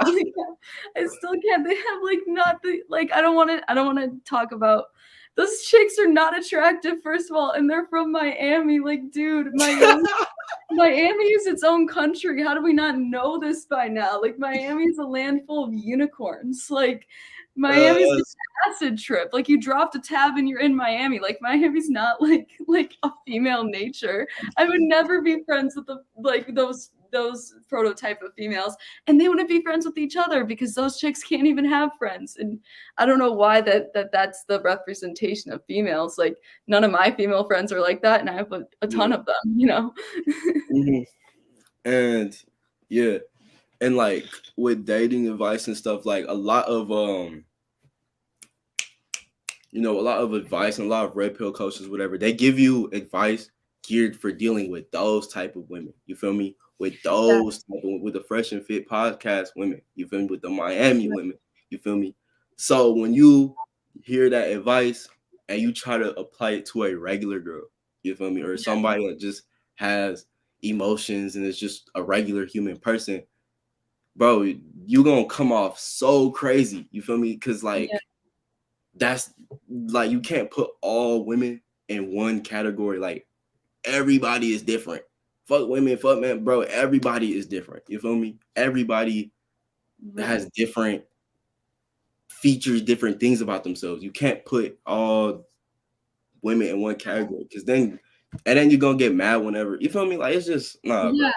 Yeah, no, that's like what I was like talking about too in literally our last stream. I was just like, the problem with the Fresh and Fit is like, you know how social media to me, like the phone, it's like the Matrix. Like when you are looking at your phone all day, it sort of becomes your reality if you like don't go outside, and it's kind of hard to conflate the difference between like what's on your phone versus like what's like truth and in front of your reality. And so what happens is like these like dudes profit off of other guys not getting laid in a sense, because counterintuitively, which is like I said this in the last video, but it's like the nature of life. Life is counterintuitive if you truly contemplate it. And by hating on women, you're actually inadvertently putting them on a pedestal. Yep. Like, and by alienating women, being like, oh my God, female nature, they're all hypergamous, like 666 everything. Like, you know, by doing that, you're kind of alienating them, and thus you're like more scared of them. Like, I feel like if I had been exposed to similar dating content that like men are being exposed to, because like female dating content is like a lot better off. I think it's like you get like Cosmo and you get like Signs He's Toxic, and it's a lot more geared towards self-love. But then this red pill content, if I'd like been exposed to that as like a dude, I feel like I would never want to like approach a chick, and then if I did, I would feel just like, I feel like it would counterintuitively make things worse. Like in the name of like making them not on a pedestal, you accidentally put them on one because you alienate them so much. Facts. That's what I was always thinking watching shit. Like guys like, don't put these women, don't put these hoes on pedestals. Nah. And but when the last 20 videos you made is about women, what is you doing, bro? Like, you feel me? Like, it's just like, is any of like their viewers getting laid from this? Like, is any of them getting a girlfriend? Like, even a girlfriend, like that's like both combined into one, intimacy and getting laid. Like, that's the best thing. Are you getting a girlfriend from Fresh and Fit? And like the Miami chicks, think about how much like they make. I've never met a chick like that in my entire life, and I live in a major city. I live in Chicago. You know what I mean? I live in a major city. I swear, if you only those types of chicks are only in Miami, or like you might get some interesting ones in LA, but like just don't go there unless you want to. And then if you want to deal with that, and if you want to be drained, then that's up to you. Then that's your prerogative. But you know, don't you know. Don't project onto everyone. Like, let's get these boys laid. Like, and it's not. For real. You know? That's a W quote. Somebody quote that. Let's get these boys laid. Amanda said that. Glow Amanda, bro. Hey, she for y'all, bro. That's why I have her on here, bro. Because she's real, bro. She wants to help y'all, bro. Like, genuinely, bro. For real. Right. Let's get these boys laid 2022. Yes. Stamped it. No cap. So socially, I'm seen as the funny guy. In my own friend group, I'm the funny guy. But I feel like as if I'm only good for laughs. How can I get taken more seriously? Should I continue being funny? I can relate to that. I feel like there's been periods where, like, you know, I'm a funny guy. Like, you know, I like to joke, I like to laugh, whatever. So I can definitely like relate to sometimes when you are being real and when you are being like serious for once, it doesn't really get taken as seriously because, you know, you're the joker, you're the class clown, you're the guy that's always supposed to be laughing, always supposed to be funny. So when you are dealing with something and you are like secretly going, that's why a lot of people, like, there's memes that, you know, oh, when the class clown goes home, like, you're depressed or whatever. That's a lot of that happens because they feel like they can't be vulnerable, bro, because people is gonna take it as a joke, like, oh, you being funny, blah, whatever. But to be taken more serious, bro, you don't have to just one day just not be funny. You feel me? Like, oh, like, I'm not funny no more. I'm not the class clown. But just try and I want to say, just know when, just discern in your head when to make jokes and when to, you know, not act out or whatever. Because what the problem is when you're always thinking of an opportunity and when you're always plotting an opportunity to be funny or make a joke every time, like in any situation, you feel me? Then people are only gonna look at you as that person that's always making jokes. But if you can balance it out, like if you can be funny in a good time, but you know, when everybody is dealing with something, or if you're helping somebody, you can actually be cool, then people are gonna, you know, actually start to be like, oh, this is actually like a really dope dude. Like he actually has this other side to him. You know, he's not only a clown, he's not only a jokester, you know, he actually helps people. Then I feel like you can be taken more seriously. You can be more dependable, and people are gonna count on you more, and not just for laughs. You feel me? That's what I think you should do. So just try and reach out, try and actually like help people, type shit, instead of just being a clown. Just for you, Amanda. So he said, establish your identity as a creator. Get like 10 vids up, then promote yourself in the comment section on dating videos. See, that's a good strat. And like I told you, you know, you're still even debating if you like actually want to post. You feel me? Yeah. So, like I said, like get 1, 2, 3 videos up. You feel me? Give yourself a little trial period. You know, record some videos, edit them, put them up, and see if you really fuck with it. You feel me? Yeah. See if you actually like it. You know, of course, it's gonna be kind of uncomfortable because it could be kind of awkward. Like you're sitting in front of a camera. Like you're gonna get better at it with time.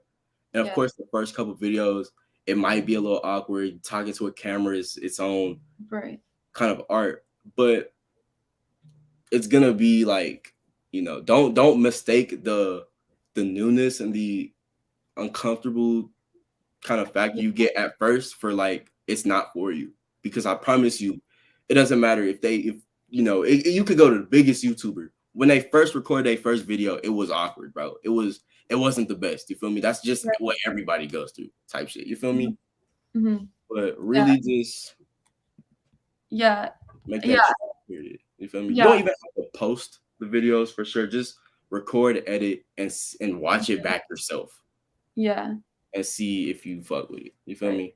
Yeah, I feel like too, once I have like at least 1 or 2 videos up, and then I feel like live streaming could help to promote the channel if it's like, that's why I'm really appreciative that I like somehow know like a few people in this community, like you, Noah, and like Akash recently reached out to me. So but yeah, and I used to do, so my channel, it has like 1,000 subscribers, but that's from, I used to have like a Rabbit Care YouTube channel when I was like a kid. And so I privated all those videos and then I put up a YouTube banner, but like really I'm at 0 subscribers. That's like really like clickbait, like especially if my old subscribers like watch a new video and I'm giving like male dating advice, they're just going to be like, bitch, I was looking for like the difference between good and bad rabbit cages. What the hell happened? It's gonna be weird. I don't know. But see, yeah, you're right though. But like the thing is, on the flip side, that you never know, bro. Like you don't believe like some of your subs, bro. You almost got 2K subs. I know there's at least a good 100, 200, 300 of them that are guys that are around our age that, you know, that have trouble with women, bro. They're gonna be like, oh, you gonna upload a video and be like, oh, bro, this is a pleasant surprise. Like, this is so pleasant. You feel me? Like, I thought my rabbit was down bad, but really it's my dating life. Exactly, bro. Exactly. They're gonna be like, hold on, bro. Like, how did this find me? Then they're gonna feel like, whoa. Because then I'm pretty sure a bunch of them, maybe all of them, they don't even remember that they're subscribed to you. You feel me? Yeah. So they're gonna be like, whoa, how is this video in my sub box? Like, this was chosen for me. I need to watch this. You feel me? It's something new, especially with something as like needed as guys, because guys will always, for the rest of the time, they're gonna try and get laid. You feel me? Mm-hmm. For something as essential and that's something that's always gonna be around, bro. You have a big market for that, bro. Like, there's always gonna be a need for that, and you're here to that's true. help the guys, man. And for somebody as real as you, bro, as somebody as cool as you, bro, I already know that you're gonna have the support. You're gonna have a really strong support base, bro. Like really strong. Like you see how these boys be in my comments in the YouTube comment section, bro. You're gonna have a cool little supporter base. I'm already knowing, bro. I'm already knowing. No cap. Thank you. You already got Jordan Green giving you game, bro. Like you basically stepped now. You basically valid. You basically official. You feel me? Like if you got Jordan giving you YouTube advice, bro, you good, man. You good, man. In here, like you straight. Yeah. In the channel it's called Girlfriend's Guide, and then it's the number 4 guys. You probably won't be able to find it if you just search it because I have like no videos, but in the description I put, because I go to an art school, you know, I made this joke, and if I start making YouTube it was bro. Oh my god, I said I have a bachelor's in fine arts, but a master's in the art of pickup. How funny is that? No, bro. And then my name's Amanda, so I'd be like, oh, I'm Amanda, and I'm your wingman. Duh. Bro, nah. Bro, that's never ever gonna get like, bro. The amount of like cringe, like, bro, it's just it's so funny. Like, it's so corny that it works, bro. Like the wingman, like that is. I was just like, what the hell, bro? Like the thing about you, bro. I said this. It's like you are like you are old soul, bro. Like I feel like you secretly a 70-year-old old woman and a 20-year-old, bro. Like you really an old ass nigga, like disguised. Like that's what I'm saying. Like who makes those jokes? Like that's like a joke. Like my friend's mom or somebody would say, bro. Like that is crazy. That's the best way I could describe it, bro. Amanda, like, you really an old soul for real. Oh, thank you. That means so much. Like. Like you really an old head, bro. It is so funny.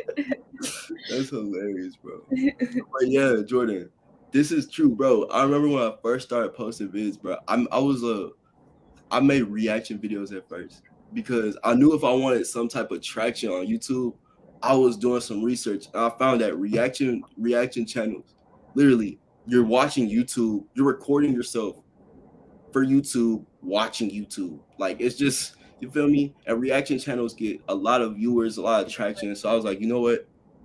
Let me do that first. And then not only was I a reaction channel, I was reacting to some of my friends' music, bro. I would have them send a music video or send some music that they would want me to react to. And this was when I had like 70, 80 subs. So by me reacting to their videos, their music, they would share the videos to their Instagrams and whatever and have more people subscribe to me. And then people that were following them, they would send me videos and music they would want me to react to. So then I got like 20, 30 subs off of that easy. You feel me? Then I hit 100 subs and I kept doing it. And I always knew from the jump I wanted to make videos that help people. I was just doing it in a different way at that time. You feel me? I was helping people like get their music on or whatever. I was being funny in the process of it. So I was helping people by laughing as well and making people laugh. But I always knew I was going to get in the lane of like self-improvement, self-development. So with that traction I had got, you know, now I had consistent views, people commenting, people liking. Then I dropped the NoFap video. Then I started switching up and I did lose a couple subscribers, but for the most part, I had retained a lot of my original, you know, the reaction fans or whatever. Like they fucked with the content, so they kept watching. So I had, because it's really hard to start getting YouTube traction just out of nowhere. You feel me? You gotta have some type of buzz to create more buzz. You feel me? So I just had a constant roll of momentum ever since I had, you know, started making videos. And that's why I've been growing so fast, because I've always had that momentum. It's not like I stopped and I was just dead and I kept, you feel me? I've always had some momentum. So I feel like this is very underrated. So for anybody that's really trying to start YouTube or trying to start getting some views, get into a niche that is kind of low skill, but has potential for a lot of views or whatever. And then once you start getting some type of traction from it and you get consistent views or whatever, then slowly get into what you want to get into. That's my advice. That's what I did. For real. I might make a video on getting more in depth on that. But facts, Amanda, like I told you, you have a lot of potential for this, bro. Like I know, like I see, like I want you to succeed, bro. I see a lot of potential in you, bro. I know you got it, bro. Like for real, for real. You feel me? Yeah. I don't know why I'm so reluctant. I promise you, bro. Like, nah, bro. Like, I promise you. Like, I can talk to you more after. It says subscribe to Amanda's channel based on the description alone. And it's funny because that's you, bro. Like that corniness and just that old lady vibe. That's you. And people fuck with that for you. You feel me? Yeah. Like, bro. Do you know what else I was thinking about doing? What? Pierre, you're literally gonna kill me. You're gonna think this is so I'm gonna end my videos, like the outro, and I might do, because I know YouTube has like copyright, you know what I mean? And so I want to do like the instrumental or like a little clip from like All Girls Are the Same Juice WRLD. Bro, That's so sad. It's like a smaller thing gonna be like, and I'm gonna be like, but all girls aren't the same, you know what I mean? Oh, you're a court. How can I not include the Juice Man? I mean, come on, like Juice Man, bro. Like y'all get what I'm saying in the comment, bro. Everybody watching this, y'all see what I mean, bro? Like, dude, you are bro. Oh my gosh, bro. Nah, you a different breed, bro. That's funny. I've always said, nah, Pierre, don't disregard the 2K content, bro. See, the thing is with that, I was making 2K content when I was like I was young, bro. Like I was like, what, 7th grade, 8th grade, like 14, 15. And I was just doing that for fun, bro. But like, now those 2K videos were crazy, bro. I'm not gonna lie. Those 2K, man, I don't know if I might send you, bro. Have you seen? Hold on, I'm gonna play a little sneak peek. Somehow always, it won't even be about a 2K stream or whatever, but like I always end up bringing the old 2K videos up on stream for some reason. But let me show you what you talking about, bro. You're not gonna believe this, bro. This is me. Hold on. This is the videos I used to make like way back in the day, bro. It's TV, aka Young Huncho, and today I'm bringing you another video. Some gameplay. This time an NBA. Bro, do you hear me? That's the voice. What were you doing? Gameplay? What games? Yes, I was doing commentary, bro. I would record. See, yeah. I would record myself playing the game and just talking over it, bro. Like that's really no, bro. I know those videos. That's what games like did you do? Yeah, I just played 2K. I played 2K. I played man, what else did I play? Madden. No, bro, I was not. That's the thing. Like just shooter games, bro. They give me headaches. I don't know what it is, bro. Like they just give me headaches, bro. I don't know what it is. But Jordy, you see what I mean? Like it's an old lady vibe. Like you just like you beyond your years, bro. That's what it is, bro. Like I feel like I'm talking not in a weird way, but I feel like I'm talking to like one of my friends' moms or some shit. Like this joke, like this man, like that's something like my mom or like my auntie or something like Juice WRLD, Juice Man or some shit. Like, that's crazy.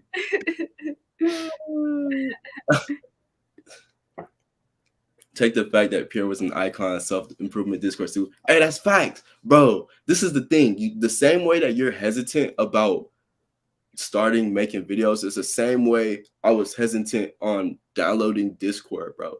Discord is like has helped me so much, like has helped me network and just get my name out there as well, bro. And I would not for the longest, like I just didn't want to get on this app because it was I just didn't like I mean I never been on it, but I just knew like the person I am. I'm like, I don't think I would like that app. a lot. You feel me? Like, I just don't think that app is for me, or whatever. And my brother, he's the one that told me to get on it. He was like, Pierre, like, bro, like, get on Discord. Like your YouTube, like, there's a lot of, you know, opportunities. Like, you can not meet, but you can interact with the people that you're like you want to interact with. You feel me? Like, you can get in contact with, you know, some of the people that you're watching. And he's the one that really convinced me to get the app, bro. He really convinced me to download Discord. And once I did, I had contacted a lot of people. Like, I had networked, I had got my name out there. And that's a part of the reason that I've been growing really fast, is because I've been networking and putting myself out there. So how that relates to you is, I know you hesitant about starting videos, and you know, you really hesitant, like, I don't know if the internet is for me. And I was like that as well. Like, you know, even before YouTube, you know, I don't be on Instagram, I don't be on Snapchat, none of that. I like to be kind of like, despite me being loud and just talkative, I kind of like to be low key. You feel me? But I got on YouTube, and like, it's just, I don't really I never promote my videos on Instagram or Snap. Like, I never had to do that. That was my biggest fear. Like, I have to get on this, I have to show my videos, whatever. That was my biggest fear, and I've never had to do that. And I've got so much subs, traction, whatever. And I realized that, yes, you can promote your videos to Instagram, Snapchat, whatever, but your biggest promoter and your biggest help is going to be the YouTube algorithm. You can be completely big on YouTube and YouTube alone without the help of social media. Social media is not going to get you 100,000 subscribers. The algorithm and you making good videos and content is going to get you. You feel me? So that's what I just realized over time as well. Do you know, with the YouTube algorithm thing, like with my channel, used to be a rabbit care, like, pet YouTube channel. Would the algorithm just switch over to like male content if I started, like, you know, male, you know what I'm talking about? Like, yeah, I know what you're talking about. And the thing is, because I feel like you not having, like, you privating all of the whatchamacallit, your old videos, and you not posting for a while, it's kind of gonna be like the YouTube algorithm forgot about you. You feel me? Forgot about your channel. Stop pushing your channel stop pushing videos to that specific audience. So whenever you do start uploading videos and you targeting a specific niche and audience, it's gonna push your videos to different people. You feel me? Okay. So it'll just like naturally do it if I like tag, you know what I mean? Yeah. The last thing I want is for like me to like show up on like good and bad foods to feed your rabbit, and then it's just like, that's funny. Yeah, like, for sure. Rental, like, what? Yeah. Said back when Kel hit him up. See, Jordan, that's facts, bro. I used to watch these two. I used to watch Kel hit him up, Fredo, Soluminati, J.O. the Don, Nadex. Who else, bro? Huncho 2K, like, everybody, bro. I was really versed in this chapter of YouTube, bro. This was these were good times, bro. These were really good times, man. It take me back, no cap, to when life was simpler, life was easier. You feel me? Now people got responsibilities and you gotta do all these things, bro. You're grown, bro. It's like, sometimes I wish I could be days when you used to make game content. Exactly. I just want to go back to the time where my biggest concern was, what type of gameplay am I gonna get for my 2K video? Like, if I want to play 2K15 or 2K16. Yeah. But yeah, no cap. Set period again. Hey, bro, I appreciate it.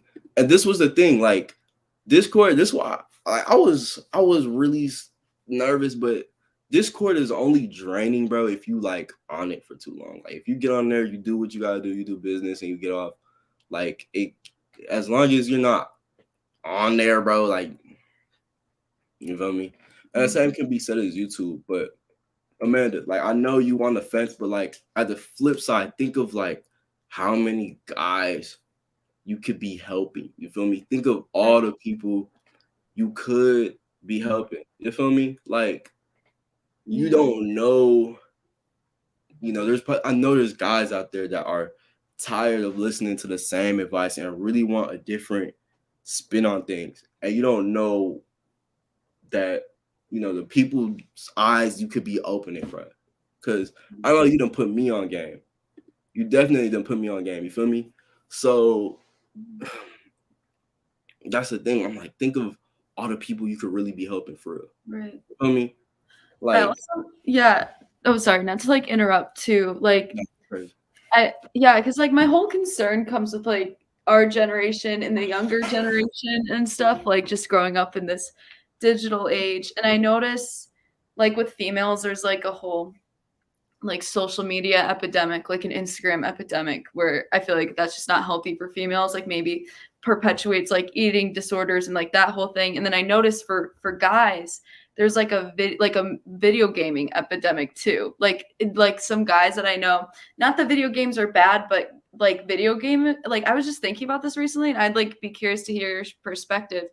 It with like guys, like what is your perspective of like gaming addiction and stuff? Like, do you think it's on the rise? Like, you know what I mean? Like, Yeah, I feel you. I do feel like maybe it might be, I don't know if it's on a rise. I feel like people, I mean, it could be with quarantine and like people being in the house a lot. Like people are just, you know, bored and want something to do and are always on the game. I know for me, like I used to be like on the game, like a game head, like literally like playing 2K, whatever. But I just kind of like 1 day I just stopped playing. I don't want to say I just stopped playing video games, but I kind of grew up out of it. right. Like I don't play video games anymore unless I have the urge, like the really like deep urge to. If I'm playing with my brother in like Madden or like with some of my friends in Madden, you feel me? Besides that, I don't really. Yeah, I don't see you as like a video game kind of like guy, but I noticed like some guys that I like knew or whatever, they like low key have like gaming addiction or whatever. Like I don't know if that's like a thing happening, or I don't know. I just like wonder what these kids being at home throughout all of quarantine, like, you know, when you and I were like, I'm like thinking about specifically like the generation that's like 6, 7, and 8 right now that are like doing remote learning and Oh stuff. yeah, that's gonna I be. like worry about them low key. I'm like, Yeah, "Man, I this is, do too. I do too. I'm like, man, it's gonna be so crazy. Like it's gonna their memories and like what are they gonna tell people? Like they're yeah, gonna be like, oh yeah, I remember whenever I was younger, I was just in the house just playing the on my game. iPad, yeah. Yeah, like what? Like Yeah, and I feel like our generation, like we're kind of lucky because like we right. got the going outside, you gotta be home, Yeah, the lights go out, and the mix of you also playing games or whatever with your friends, whatever. That's me, because I know my childhood isn't exclusively one or the other. I remember times playing football outside, you know, right, everybody from school, like you're like, okay, go here after school, blah blah. You know, right. wear your the jersey that you got. I remember I used to go outside, I wear my Troy Aikman jersey, you Yeah. know. I go. Everybody has jerseys on. You go outside. You play football till it's dark out. You drink water from the hose. You don't go inside the house. I remember those days. You feel me? And I also remember the days where you in the PlayStation party, in the Xbox party with your friends. You know, you're playing 2K, blah whatever. So I feel I'm very grateful to have experienced, you know, both sides of that. I feel like with kids now and the kids in the future, there will be, you know, that going outside, you playing with your friends until it gets dark out, drinking outside, you know, you get cut up, whatever. That's gonna be dead. Like that's gonna be gone. And that's gonna make a lot of kids like so weird, bro. Like Yeah. so weird. You feel me? Yeah. No, Like, I think about that. I think it's interesting in like a bad way. If there's any generation that really needs the saving. I mean, our generation's kind of like the lost generation a little bit. I feel yeah, like just lost in the social media sauce, but this next upcoming generation, like man, those they're gonna kids, like I feel like their reality's got to be distorted on such a level we can't even comprehend, you know? I don't know. yeah, I don't know. that's crazy. Yeah, man. Damn. Social media plus the news. Rachel's already here. Oh, here's some more. He said use TubeBuddy to find keywords for titles and descriptions.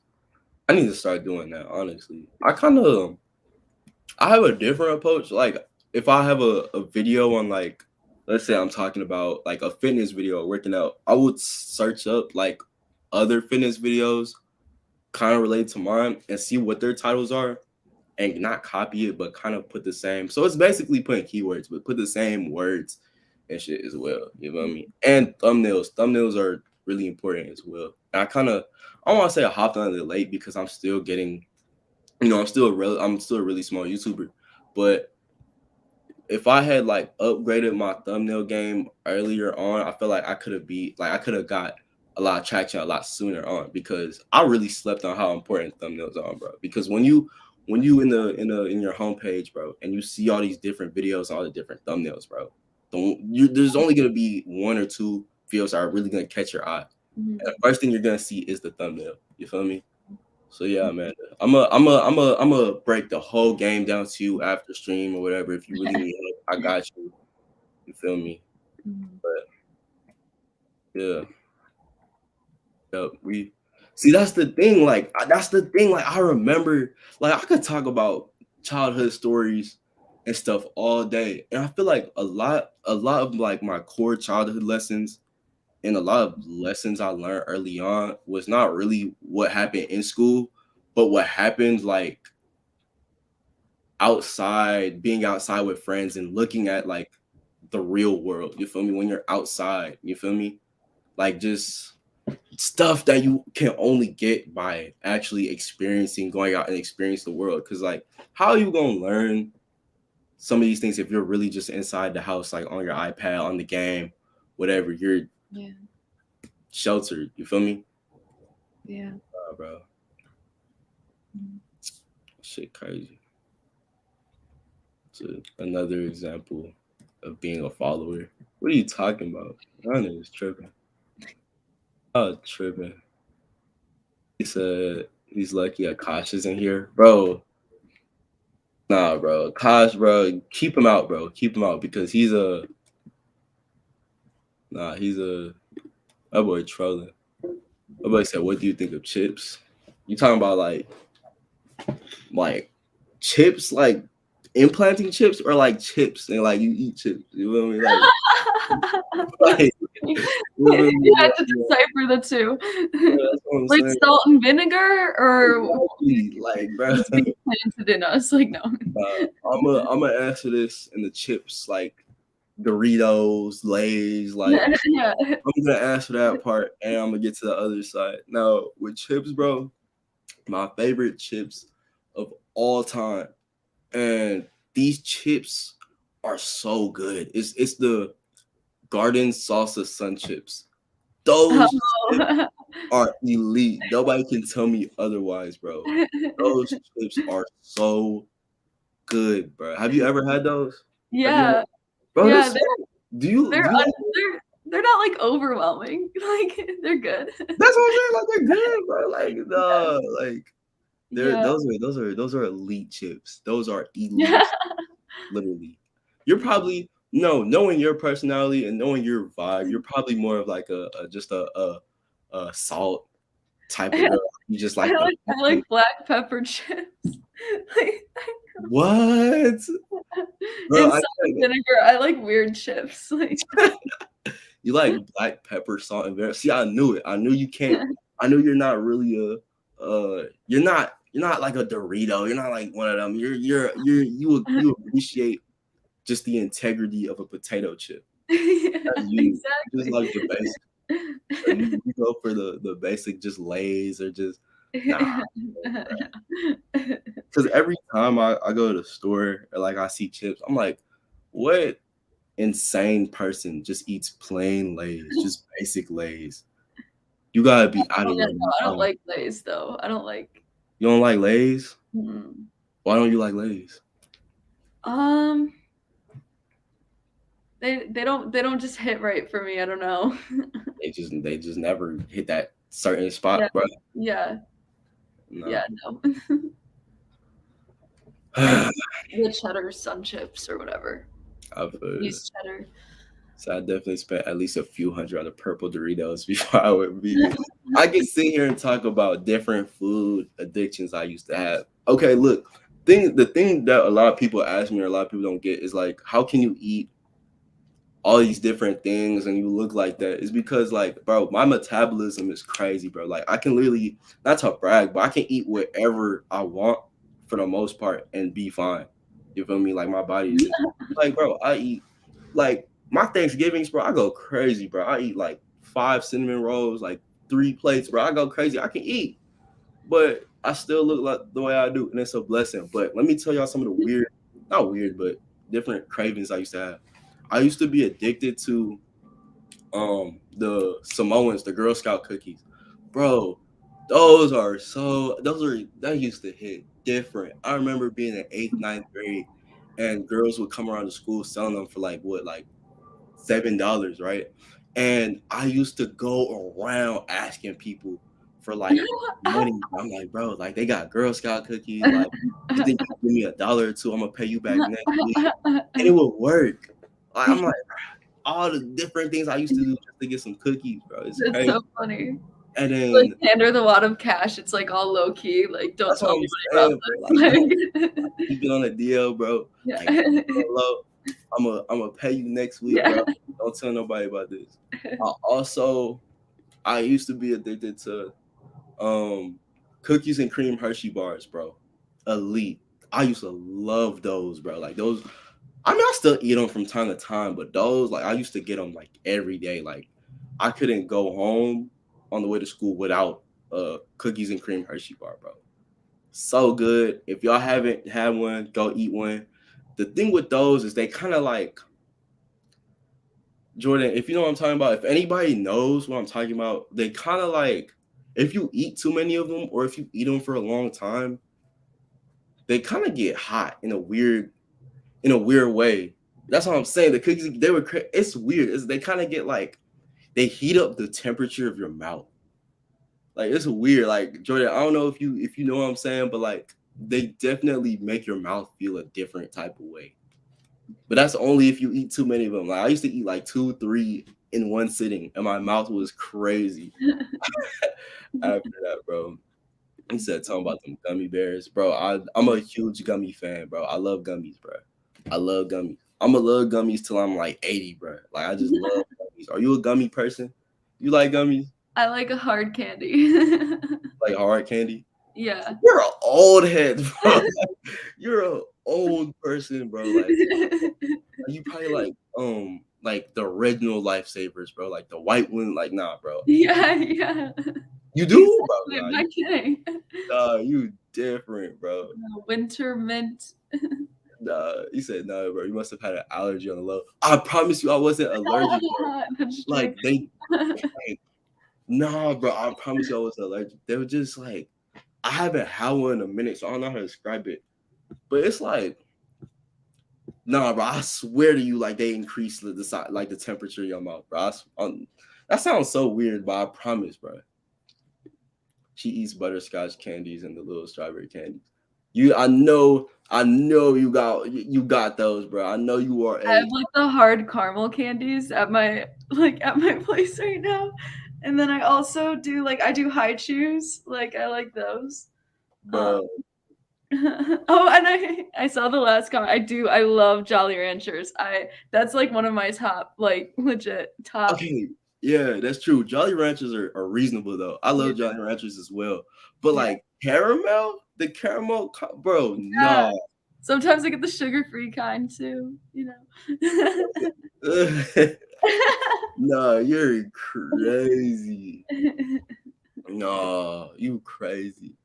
He said those Girl Scouts be hustling too. They do be, but they wasn't hustling more than me. See, the Girl Scouts, they would hustle to get you to buy the cookies. I was hustling to get the cookies, bro.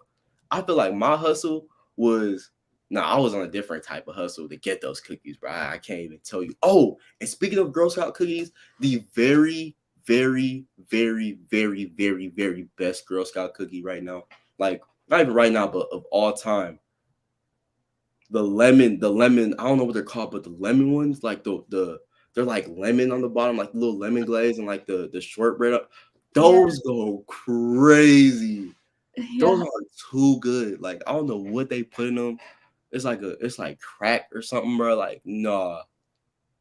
Those are way too good. those are way too good, bro. Like I will buy like 2 things of them and eat them in one sitting, bro. No cap. He said gummy bears are bad for you. Yes, they are bad for you, but they are delicious, bro. You can't tell me otherwise. And I will.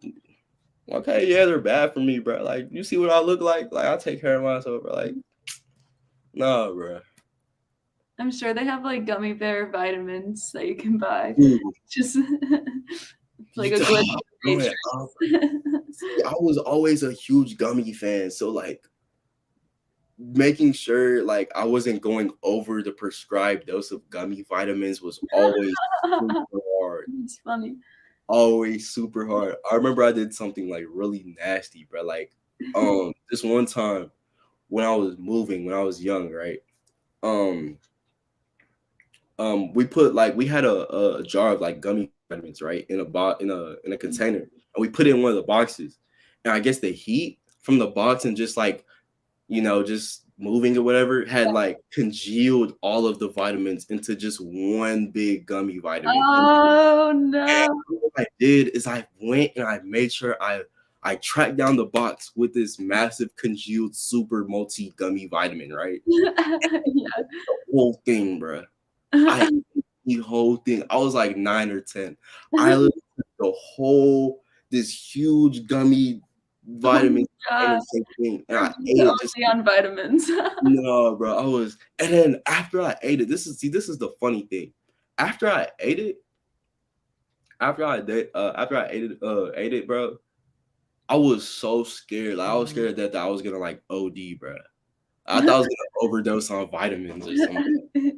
Like I didn't feel good. I'm not gonna lie. I did not feel well, but bro, I really thought I had to go to the hospital or some shit.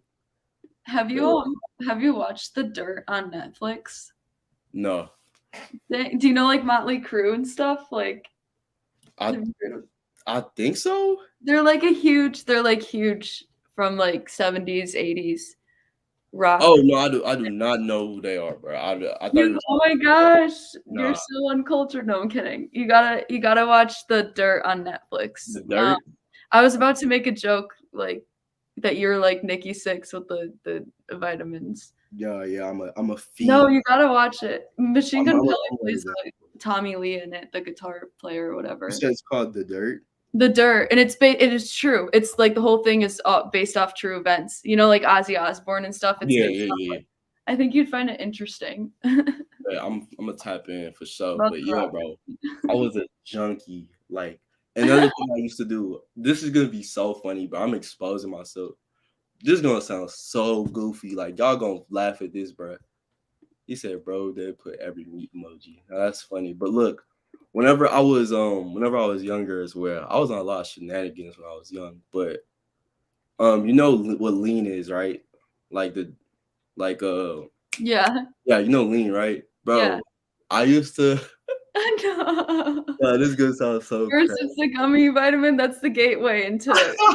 You see, I went down a really crazy dark path with these vitamin drug things, bro. But look, this is what you do.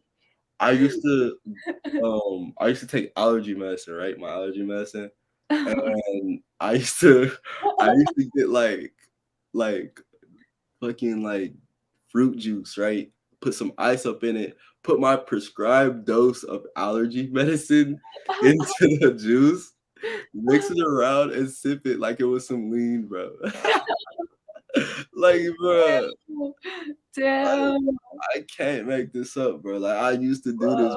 Bro. I used to swear I was doing something, bro. I used to swear I was like out of this world. Like I was a genius for doing this. Like I had discovered something. I'm like, why isn't every 10-year-old taking their allergy medicine like this? This is crazy. Like I'm on cloud 9 right now. Let me find out if he was a rapper from Houston. Hey, bro, look, I ain't gonna say too much, but just know your boy, bro. I was dipping and dabbing some different sauces. Nah, I'm playing, bro. But nah. He said, I feel you, Glow. When I barely turned 16 and we went into quarantine, I got pretty heavy into drugs and did sands. I'm definitely glad it didn't turn to a serious addiction. Now, this is crazy because think about how many people like actually, develop like really crazy serious drug addictions just from being in quarantine. You feel me? Like, yes, a lot of people um use quarantine to like really do some really deep introspection and like fix and face a lot of their demons or whatever. But on the flip side of that, a lot of people use quarantine to like, I don't want to say destroy their lives, but like really go down a destructive path. You feel me? And I feel like and that's crazy. I feel like with me though, I'm kind of in the middle. Like 2020 was a really weird year for me. Like, I didn't like during quarantine, like it wasn't, I wasn't like depressed or anything like that. I feel like I was just kind of like there, like just kind of just coasting. You feel me? Like kind of just chilling. Um, it wasn't until after quarantine had ended where I was actually trying to like really change and get on my shit and really, develop as a person. Where in quarantine I felt comfortable, bro. Like, since there wasn't really, everybody was inside, there wasn't really a need to go outside and actually, create opportunities or do things for yourself. I felt comfortable. I was complacent with where I was as a person. And then after that had ended, after everybody was going back outside, whatever, then I was like, oh shit, like, I kind of wasted this whole damn near year. You feel me? I kind of wasted a lot of time, the time that everybody was inside, not really doing shit. You feel me? I wasted that. So now I gotta kind of play catch up. That's the thing. That's my dilemma. That's what I was dealing with.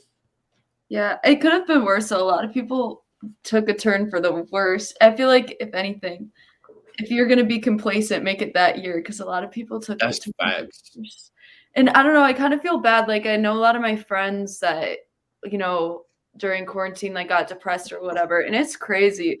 I don't want to get on any big pharma hype right here, but people just be prescribing young 20-something, young teenagers like heavy drugs, like heavy addicted drugs left and right before like doing other options. I feel like that should be the final resort and like it's like everyone's first resort. And I just kind of feel bad. Like it's low-key another dilemma. Feel that. Yeah. Nah, for real. I don't know. So what's that? IG? She don't got IG, bro. She an old head. Like she doesn't Instagram. She don't fuck with Snap. She don't fuck with Twitter. She don't do none of that, bro. She's literally like, you see Amanda, right? She like she like your mom, but a 20-year-old woman form. So next time you ask for her Instagram or anything like that, picture yourself asking for your mom Instagram or your auntie or your mom's phone. It's non-existent. It's not there. Exactly, bro. Like it's just nah, bro. That's just. I used to have one back in the day. Back in the day, that's like what? How long ago was Yeah, that? that's in high school. Like Yeah, that's like oh boy, that's yeah. like Yeah. nah, for real. But yeah, what was I saying? Yeah, and the crazy thing is like with the way like the world is going like right now, like we could be in a situation to where we could be in another like quarantine almost. You feel me? Like there's been a lot of talk of like going back into lockdown or going back into quarantine. Right. So I think it would be interesting. I know there's like some people that of course you don't want to go back into that because that's like for a lot of people that was like a really hard time, like really like digging deep and facing demons. But I feel like for a lot of people, it would be interesting, being in a time and an environment like that with the knowledge that you have now and things that you learn. You feel me? Like, what could you do with time by yourself, for yourself? Like, what can you do with the time that quarantine had? You feel me? And that's the biggest, like, regret that I had. Because, like, if I had started my YouTube channel during quarantine when literally, like, nobody's doing anything. Everybody's in the house watching YouTube. You feel me? Like, oh man, like you feel me? So I'm kind of like, I know if we did go like knock on wood, but like if we did go back into quarantine, into lockdown, like I gotta capitalize on that. You feel me? Like, not to sound like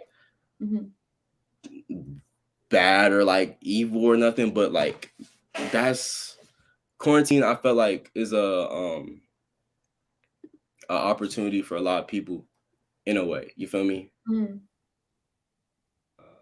There'll be another quarantine. All of us want to move. See, that's what I'm saying. A lot of people like.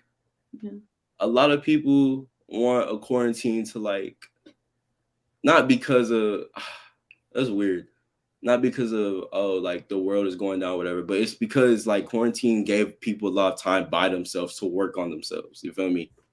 That's what I feel like. Said in the sorry lockdowns, whatever. Okay, bro. We've been live for like we gonna be live for like 10 more minutes, 15 more minutes. If y'all got any last second minute questions, go ahead, drop them, bro. This has been a really funny stream, really cool stream, bro. Like every time we come off stream, every time we stream, bro, it's always a different thing. I know it's like peeling like the layers of an onion. You feel me? Like it's like a new layer.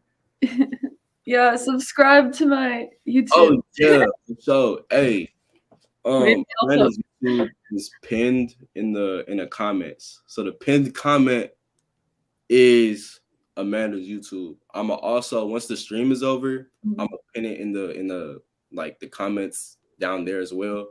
But in the stream, the pinned comment is your YouTube. I'll put in the description. And make sure y'all go subscribe to Amanda for sure, so she could give y'all some more gems, some more knowledge, all of that. For real. Hey, what did you say? Let's get these boys laid. No cap. Yeah. Gonna get these boys back into the trenches, make some kills. Hey, for Glow, Travis or Uzi?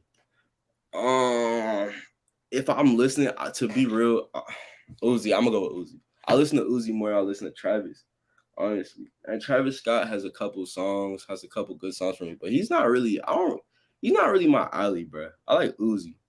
If I feel like if I met Uzi in person, that'd be a very, very interesting interaction, bro. I feel like the world needs to see me and Uzi talk, have a conversation.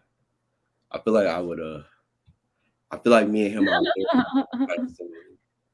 you know, my boy Jordan said, what's the worst date you've ever been on? You want to go first? You can go first. Okay. I'm going to say, it wasn't really a date. This was like an experience. I'll say an experience, bro. It was kind of like a date, but it's not really a date, but it goes back to high school. So it's not junior year. I think it's sophomore summer. I think I was going into my junior year. I was with this girl, right? I was dating this girl, and it was cool. It was smooth for the most part. And I remember this specific this day. She had her birthday coming up, and she was like, "Yeah, like come to my party, blah, whatever." And I was like, "All right, bet. Like I'm finna go." I had went to her party for her birthday, and bruh, it was cool at first.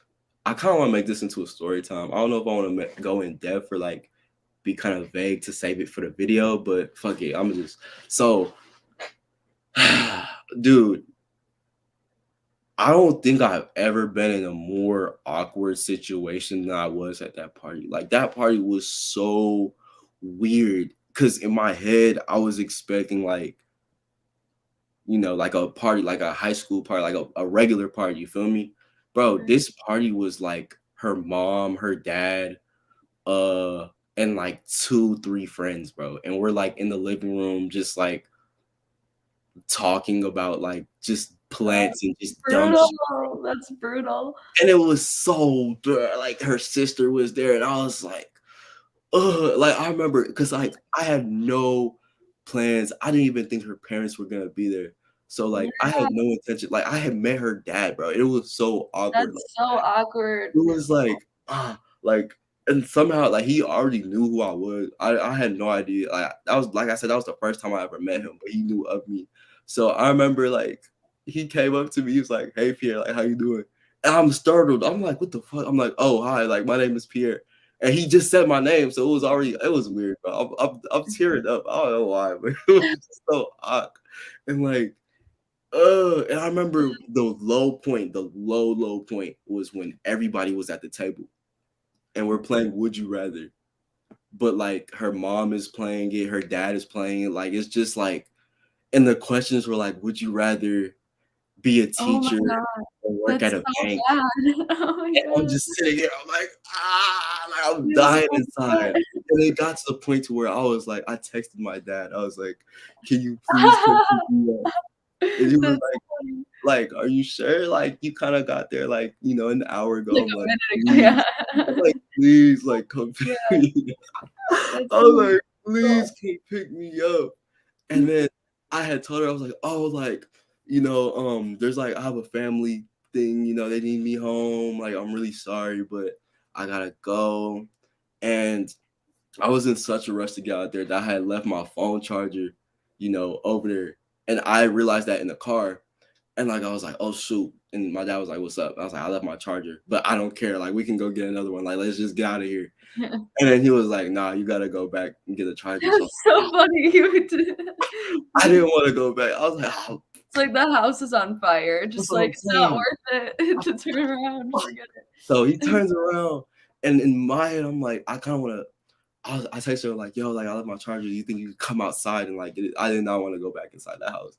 But Yeah. the thing was like everybody had went out on a walk, right? So what if I could go inside and get the charger, but like her mom, the way the charger was, like it was on the island, right? And her mom was sitting at the dinner table and her dad was in the living room. So I had to talk to them while I'm getting my charger. God, I can't that's just come in. That's what I'm awful. saying. I can't just come in, get No. my charger, and just leave. That's weird. So I No. can't like, hey guys, like hi, like yeah, I left my charger. I'm really happy that y'all invited me, blah, whatever. Just talking, bro. I'm getting on my charger, and her dad's like, yeah, I'm really glad to meet you. And her, oh my gosh, it was so Oh, bad. that's awful. That's so It was awkward. so bad. Once I got that charger, I was out of there, bro. Yeah. Like, so that's me, bro. I might. Oh my gosh, bro. I'm getting like goosebumps and like the chill. Like this is bringing up bad like old things. I'm gonna have to like cleanse myself after the stream. Get these memories and shit. God. But what about you? No, that sounds awful though. I can't stand the idea. Like I'm already awkward around my own relatives, let alone like other Exactly. people's family. That's always like the thing to dating. I just don't do. I just avoid. Like I've never ever like I haven't had any super long-term serious relationships either, but I've never introduced anybody I was dating to my parents. They've not met one person. And it's kind of funny because my brother, that's like 4 years younger than me, he just like brought his girlfriend out to dinner. And then my sister has had her boyfriends over. And then I'm just here like, nope, like, no, Nah, that's I not for would me, rather bro. not. I would really like rather do anything else. My worst date, it's funny that this question was asked. Like, my worst date was literally 4 days ago. Like, literally 4 days ago. It was so awful. It was so bad. You gotta spill the tea, bro. You gotta spill the tea. This person that I was talking to for a little bit over the summer, like he took me out on some dates, and then I sort of told him like I stayed home for like a year and a half during quarantine, and I'm in college, and I live in the city, but I went home Yeah. from the city to the suburbs, and I was just home for a long time, just sort of having like another crisis. And like, I say like I faced all that stuff, but it wasn't easy. So I was just like, I just got back to the city and I just still at that point wasn't ready to date. Mm-hmm. And so I told him with this last semester, I was so busy. So I like told him, I'm sorry, I'm still like not ready to be dating right now, but maybe after this semester or something, whatever. And basically he reached back out and said Happy New Year's to like 6 months later, or like a few months later, and I was just surprised. Like I kind of assumed he would have forgot about me or something. So I was like, oh wait, this is so nice. Let me kind of like, like like, so I asked him out on a date because he said that, you know, and all the past Yeah. dates he like took me out on, like, to like restaurants and stuff he always paid for. So I was like, okay, let me take him out on a date. And I don't really put effort into dating. So this is like a big deal for me. Like I had my mom help me make this like wine and cheese plate, you know, and I got like Yeah. I know. Shout out to my mom. She helped me pull this together. Shout out But to moms, for real. yeah, and oh my God, it was just god awful. Like I'm not used to that. Like I don't know. I can kind of get along with I feel like most I have like, you know, like I don't know. I just you know, I sort of was talking like how I was this stream and Mhm. he went to he's like older than me, like 2-3 years older than me, and he went to a really really small like uh conservative Jewish like high school, and I went to like a big giant public school, you know, Yeah. and he got into like a 4-year relationship not to just like put it on blast, but I didn't he's very sheltered and I didn't know that, you know what I mean? And he's like Uh-huh. more of like a rule follower and stuff, and there's nothing wrong with that. But he was just not like picking up on what I was putting down at all. And I honestly felt like I was embarrassing myself the entire time. So Dang. it was awful. It was god awful. It was so awkward. I was sad and I went into the date so enthusiastic and I usually don't put effort into dates like this. And so I was just kind of bummed. Like he like kind of like from the minute I walked down to get him, I also like had a glass of wine before he came over and I go down to my apartment building to go downstairs to get him because I wanted to give him an apartment tour and then I was gonna take him to see the Spider-Man movie. I had this whole thing like planned out Mhm. and I forgot to like wear my mask and like downstairs to get him. And I felt like just like the entire vibe, I felt like he was just like judging me. Like he's like a finance nerd kind of person. And I'm like, I go to art school and I just felt like he was not about anything I was about. Like I feel you. we were just not compatible at all. I feel you. I feel you. I feel It you. was sad though. I felt so like, damn, like what an L I just took. We all done been there. We all done took L's for sure. I feel you on that though. Yeah. I feel you. But that's funny. It's like that's funny when you said, you know, it wasn't picking up on like, you know, the Yeah, and he was also really into like so I felt like I kind of took the lead on this one date, you know, and it was because he took me out on dates before. Like I wouldn't have done this like right away. That's, you know, that's not what I would do. It was like sort of was like, you know, whatever. But when it got to the point, it was so icy out, like we had like a freeze ice storm or whatever, and it was too icy to walk to the movie theater from my apartment, which is like 15 minutes away in Chicago, you know, to this movie theater I wanted to go to. And I felt like I couldn't tell if he was having a good time or not. And then like it was sort of like, okay, do we take an Uber or should we stay at my place? And he was just like, up to you, up to you. And that like indecision just like freaking really put me off. I felt awful. Like I yeah, kinda needed him to like make the decision in that moment. Like I just planned out this whole date. I can't even tell if you're having a good time. What do you mean up to me? You know what I mean? So yeah, I don't know. But that's exactly. it's okay though. Like See, it damn, happens. That's what dating's for. That's why they call it dating. It's not, you know, it doesn't need to be exactly. like It's not, serious, I guess. yeah, exactly. You kind of just, it's like it's like, yeah, you just picking through you weeding out, you Yeah. discerning through the thing. It's like, let me put this in football terms for all my football heads in here. It's kind of like, you know, let me put this in Madden terms. When you playing somebody in Madden, you know, the first quarter, the first few drives or whatever, you don't have to score on the first quarter. The first 2 quarters is dedicated to like you picking the brain of the other. You feel me? You seeing what they about. You seeing what the person you're playing with, the other team. You're seeing what they're about. You're seeing their tendencies. You're saying, okay, how do they defend this? How do they defend that? Blah, blah, whatever. You're setting it up, and then you feel me? In the second half, when you picked up on everything they do, when you picked up on their tendencies, then you can expose the flaws and attack the weaknesses. You feel me?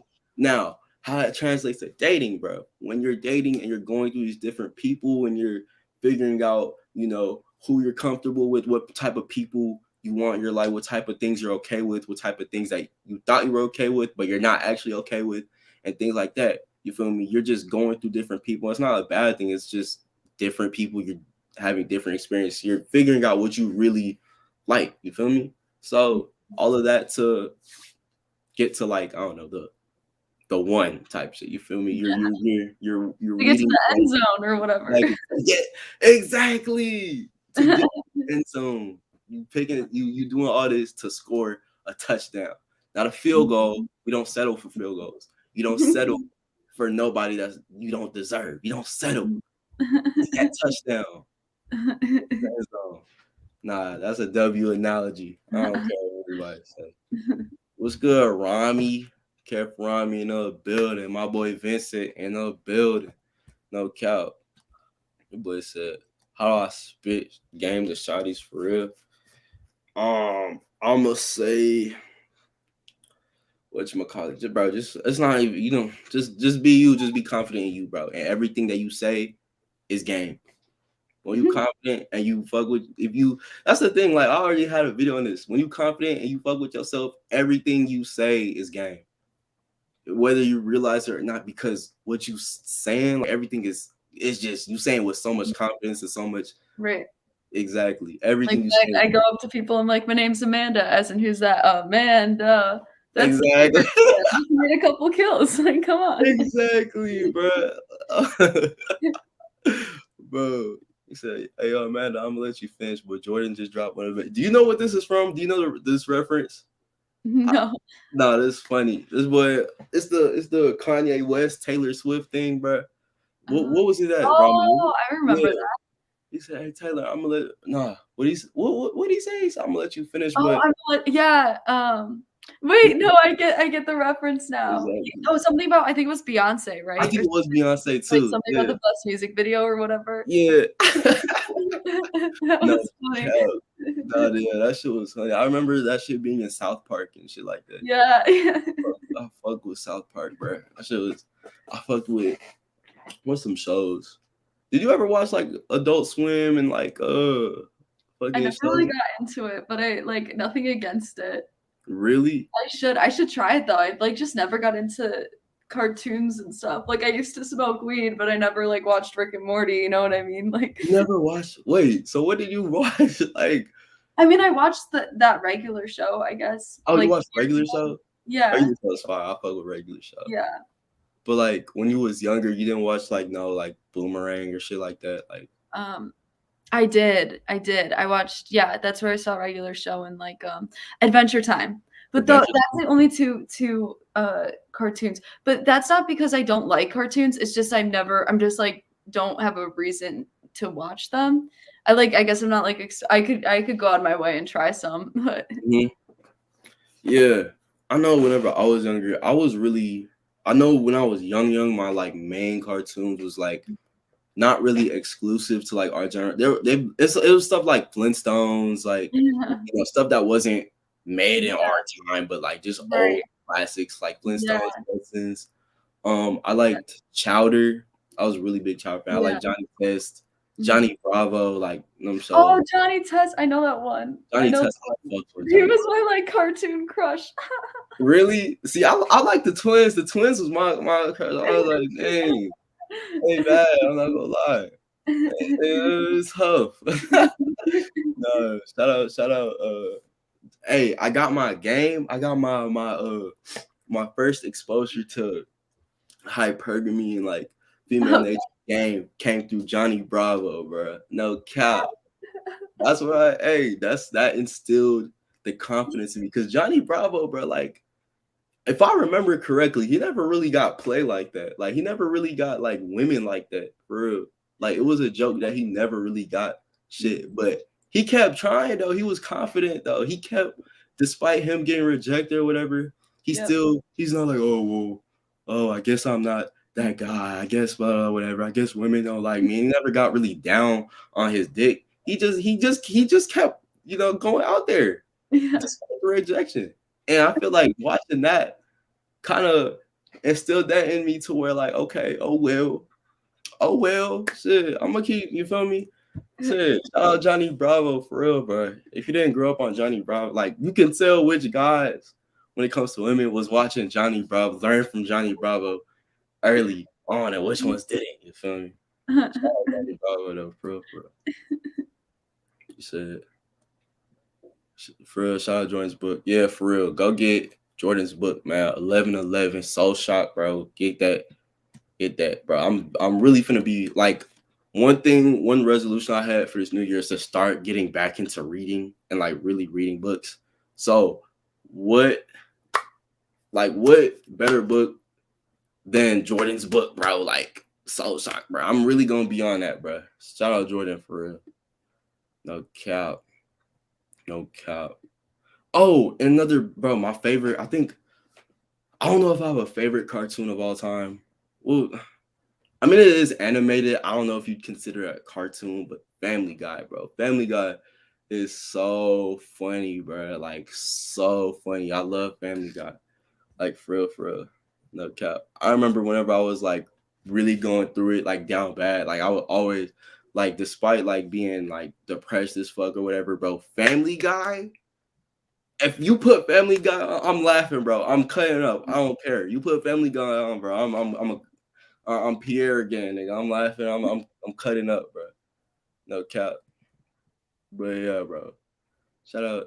He said Boondocks. See, the thing is, I fucks with Boondocks. Like, I respect the fuck out of Boondocks. And that shit is funny as hell, but I never really watched it like that. And the thing is, I need to find a place to where they show it, because they don't have it on Netflix or Hulu. I think it's on HBO. But I need to go back and like find some shit to watch it, because Boondocks is pretty good. But when I watched it, it was always funny. No cap. Have you ever watched Boondocks before? Hell no. I already knew the answer to that question before I even asked it. Does Amanda look like the type to be watching Boondocks, bro? Nah, that is not your show, bro. That is not your show, bro. That's funny. You like your boy said Austin and Ally. You like a Disney Channel girl, bro. You like a Austin and Ally Jesse, bro. And no disrespect to those shows. You like a Good Luck Charlie type of girl. Like, no disrespect to those shows. Oh no, I was only into the Nickelodeon like stuff. Nickelodeon? Yeah, like iCarly. My apartment kind of looks like the iCarly studio, like a little bit in the city. Yeah. I always said, nah, this is funny, bro. Like, this is, bro. Oh my god, you always see. The thing is, you don't even know what this is from. This is from the Boondocks, but this shit is funny as hell. What's the dude's name? What's the dude who said this name? What's his name? Like Booty Warrior? Is it Booty Warrior? Did he say this? He said, see, it was a. What's his name? Is it Booty Warrior? Jordan, everybody that watched Boondocks in the comments, bro. Who said this? What's his name? Bro? I think it's Booty Warrior. He was like, what's it called? It was like a Beyond Scared Straight like parody. And he was like, fuck. I'm gonna send, bro. I got so many video links to send you, bro. I'm gonna show you. That shit funny as hell. He said Booty Warrior. Yeah, it was Booty Warrior Felice Johnson, bro. I can't look at. He said, nah, see, Booty Bandit. I thought it was Booty Bandit. Nah, it's Booty Warrior, bro. He was like, I didn't come here looking for no woman's butt either, bro. Nah, that's not your show, bro. You gotta watch it, though. I feel like it's different, but I feel like the way you are, bro, you don't really care too much. Like, I feel like you would find it funny, bro. You feel me? Like, yeah. Like, you're not really one to, like, get offended type shit. You feel me? So I feel like you find it funny. It's like, we can do this the easy way or the hard way. The choice is yours, bro. That show is too damn funny. My boy Christian said Fresh Prince. To be completely honest, I never really like watched this show as well. Did you watch Fresh Prince? I didn't watch Fresh Prince, but I watched Everybody Hates Chris. That was my shit. Wow. Everybody Hates, bro. That shit was so fucking funny, bro. I didn't watch Fresh Prince. I watched Everybody Hates Chris and Bernie Mac. That was my shit too. Rest in peace, Bernie Mac, bro. Bernie Mac, that show, the Bernie Mac show. Anybody in here watch the Bernie Mac show, bro? That shit was so funny, bro. So funny. Rest in peace, Bernie Mac. That was my shit, bro. That was my shit. Funny, bro. Jordan, it was some. It wasn't, bro. Nah, Steven Universe. Did you watch Steven Universe? I didn't like the show. I don't like the show. I didn't like this show. You never watched Steven Universe? It was kind of like in that era with like Adventure Time and Regular Show, but it wasn't as big as those shows. But oh my God! I just saw someone comment George Lopez. No, I love George Lopez. You do? Yes, all my friends. No, writer. No, me and my brother love George Lopez. My brother can we can recite like almost every single episode. Like we're nuts about it. Like I can watch it and then kind of like talk with the characters, like because I know what they're about to say. Nah, you wild, bro. That should be illegal. You should never really. That's the thing. I only used to like watch this show or like see it on TV when it was late as hell. Like when you fall asleep early, like when you go to bed early and you wake up in the middle of the night, this show is on, bro. George Lopez, bro. That's the thing. I only knew about this show because like it used to be on late as hell. But like, I never sat down. I was like, you know what? Let me watch some George Lopez. Like, no, it was always just on. I never made a conscious decision to watch it, bro. You feel me? Like, it's amazing. George Lopez is one of the greats. I'm gonna have to go back and really, I don't know, maybe give it a try. Maybe sit down and actually watch it. I'm gonna have to do that, but yeah. Bernie Mac. Yeah, I miss Bernie Mac too. I'm gonna probably watch some old reruns as well, bro, because that show is funny as fuck. Zach and Cody. Did you watch this show? Yeah, of course you did. Bro, nah, bro. Zach and Cody. There was like how many was there? There was like the Sweet Life of Zach and Cody. There was like the original one. Sweet Life on Deck. Sweet Life on Deck. Like yeah, bro. Yeah, nah, I never really got into that. Like I used to see. That's another thing. Like George Lopez. Like I used to just see it on, but I was never like, oh, let me check the cable. Like what time is this? Is Sweet Life of Zach and Cody on? I never sat down. Ready watched Avatar: The Last Airbender. Did you? No. No. I'm not gonna lie, I never did either. Like I feel like a lot of see, that's the thing. Like it was like I didn't like it. Like I could watch it, like I sat there, but it didn't captivate me, bro. Yeah. Like, I just don't think it was just my the original one was better. It like Sweet Life on Deck was bad. Yeah, bro. I just don't think it was my cup of tea, honestly. But going back to this, I never got into because I wasn't really a Nick person. Like I was always a Cartoon Network, sometimes Disney Channel, but I never went on Nick, bro. Like I just never went on Nickelodeon for real. I didn't watch this show. My cousins used to fuck with it heavy, but I never. Like everybody I know, like always they watch this show. I gotta go back and watch it because apparently this show is like crazy. But That's So Raven. Yeah, That's So Raven. Proud Family, Kim Possible. That was my shit. No cap. But yeah, we finna end this stream in like 8 minutes. We got 7 more minutes. Damn, I ain't even see. That's the thing. I said that like we was gonna end like 30 minutes ago, and that shit just went by. I don't even. It's almost 3 hours long. I don't even know. Bro, dude, have you seen this movie, Let It Shine? Wait, is that with Demi Lovato? No, it's with what's that dude? It's the same dude from Everybody Hates Chris. What's his name? Like, what's his actual name? What's his name, bro? Bro, I remember this. Bro, I remember when Disney Channel was like went a whole week straight like showing this movie. Like, bro, hold on, let me pull it up. Dude, I remember this movie like it was yesterday. Cause the thing is, this movie right here. Oh, no, I don't think I've seen that one. Oh, wait, no, Bro, I this probably movie is have. I probably have, like, a long time ago. yes, Tyler James Williams, bro. Dude, this movie because around the same time I was really into like Legos and like Ninjago and shit like that. Yeah, So I have vivid memories of me assembling like Lego sets and yeah. like my playing with like Legos and shit with this movie on in the background.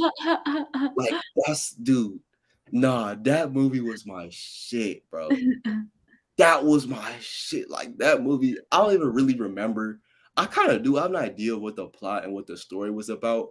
It was like this kid, like I think his dad was a pastor or something, and like his dad was like, "Oh, when you get older, like you're gonna be a pastor, blah whatever." But he was like, "No, Dad, I have a talent. I can sing. Like this is what I want." It was one of those movies. Yeah. This is what I want to That's so do.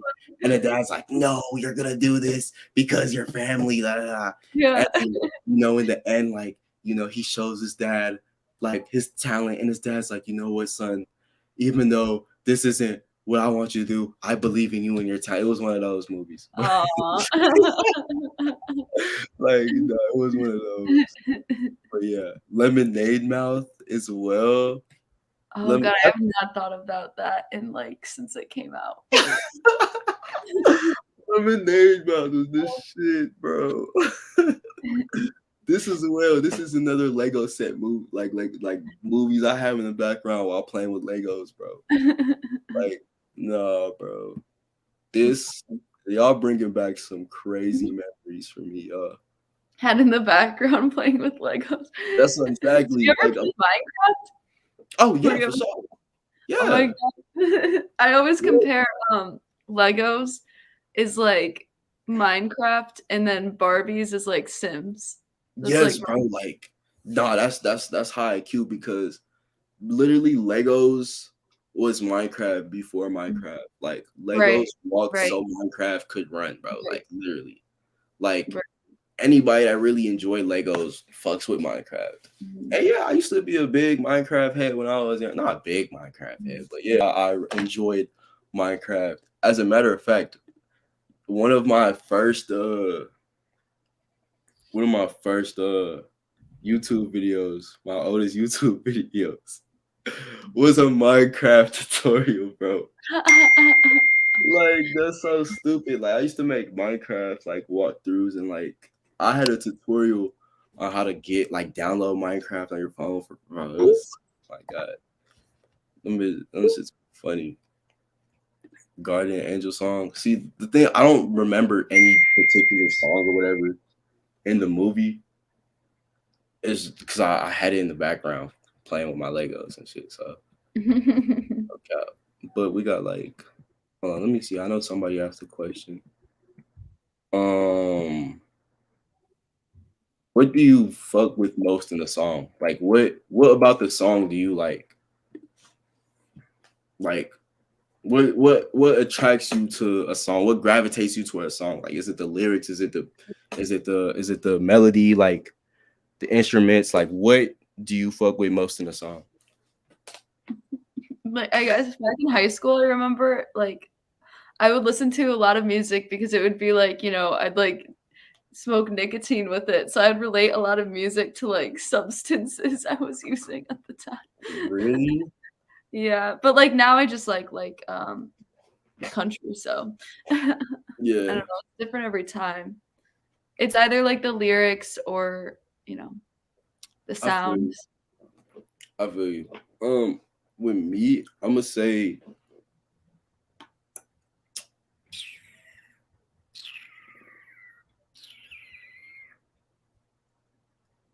the beat. I'm gonna say the melody. If I don't like the melody of a song, it doesn't matter if they're like spitting or like it doesn't matter if the lyrics are really good or whatever. If I don't like how the song sounds, I'm not gonna listen to it. Right. You feel me? Like the melody has to be like, okay, I like the melody, and then I'll listen to the rest of the song. I'll be like, oh shit, this shit hard. But like, if the melody isn't cool, no. He said, no, I meant to say, man. What she fuck with most in a man?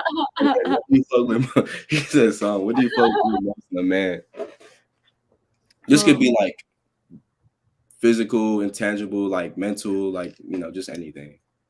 Probably personality, like first, I guess. Personality first. Yeah. I still like trying to figure out, I guess, what I want, like in a romantic partner, but like in general, guys that I find attractive are guys that are just like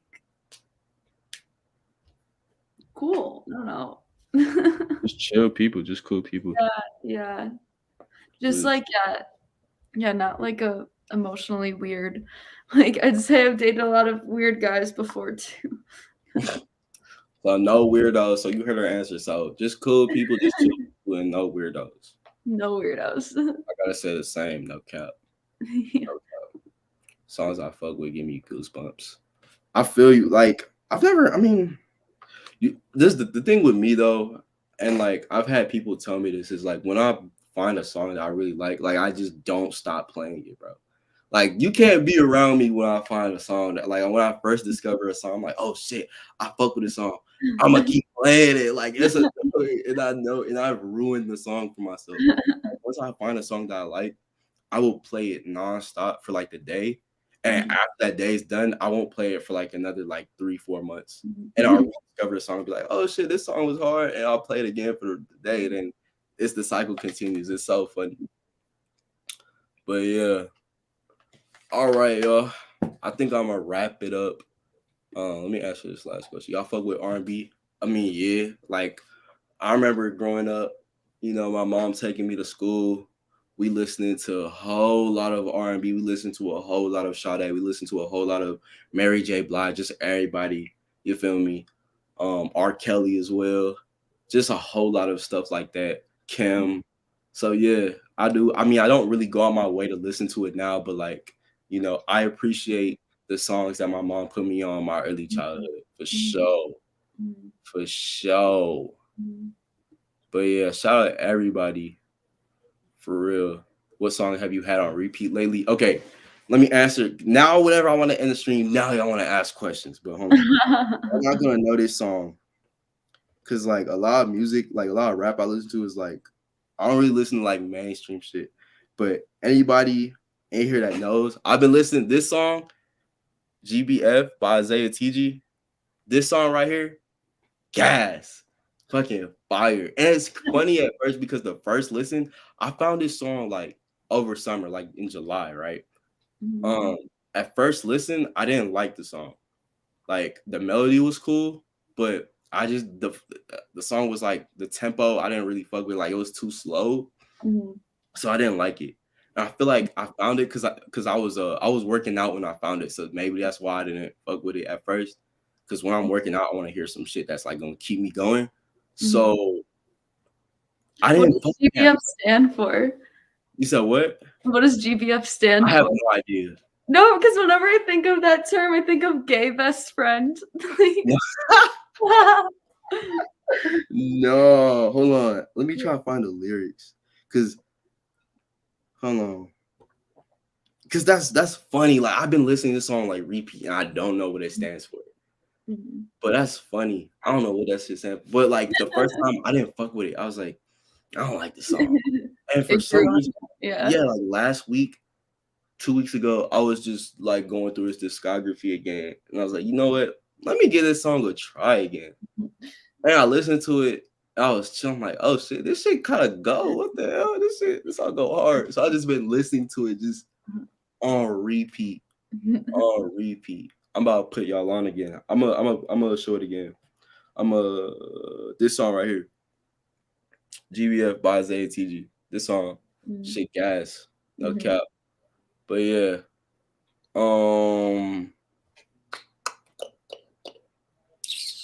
There's 90 USAW stream. I appreciate it. Do fuck with a song Used to Know by Goye. Who didn't, bro? Who didn't fuck with this song? This song was huge. But yeah, it was a nice song. It was cool. But yeah, I appreciate it, Jordan. With that being said, y'all make sure y'all like, y'all comment, y'all subscribe. Thank you, Amanda, for coming on again. Her YouTube is still pinned in the comments. I'm gonna put it in the description and the comments below as well. You know, Amanda, you welcome anytime on stream. You already know this. You know, you basically damn near a part of the channel type shit. You know, definitely get that channel going. If you need any help or whatever, you know I'm here. I got you. You know, you're a real ass nigga. You cool as fuck. You know, everybody fucks with you for sure. If you got any last words, any motivational banger quotes, the knowledge that you drop, if you have any last thoughts, go ahead and spill it. No, I'm trying to think of a pun. I can't think of anything funny. It's only fitting that Amanda would go out with a pun, like old lady. Right. Wait, let me check 1 second. I like I'm gonna give for her like the YouTube channel, but let's see. bro. Let's see if I have anything. No, do you write down puns? Like you keep puns, bro? No, okay, so when I was thinking about this YouTube channel, like when I was doing that description, I wrote out like a couple of things. So I want to see if there's something I have left in here that you gotta share something. Okay. We might lose a couple battles, boys, but what we're really trying to do is win the war. Boy, oh my god. Dude, oh my god, bro. That's what I'm saying. If like her corniness and like this shit, bro, if this don't make y'all sub to Amanda, bro, I don't know what will. Oh my goodness, bro. But I definitely know, I'm gonna stay tuned. I'm gonna make sure everybody stays tuned, put you on, whatever. Again, I appreciate you for coming on. I appreciate everybody for coming on, watching, taking the time out y'all day to watch me and Amanda as well. So thank y'all again. I love y'all boys and girls. Globe here. And I'm out. Peace.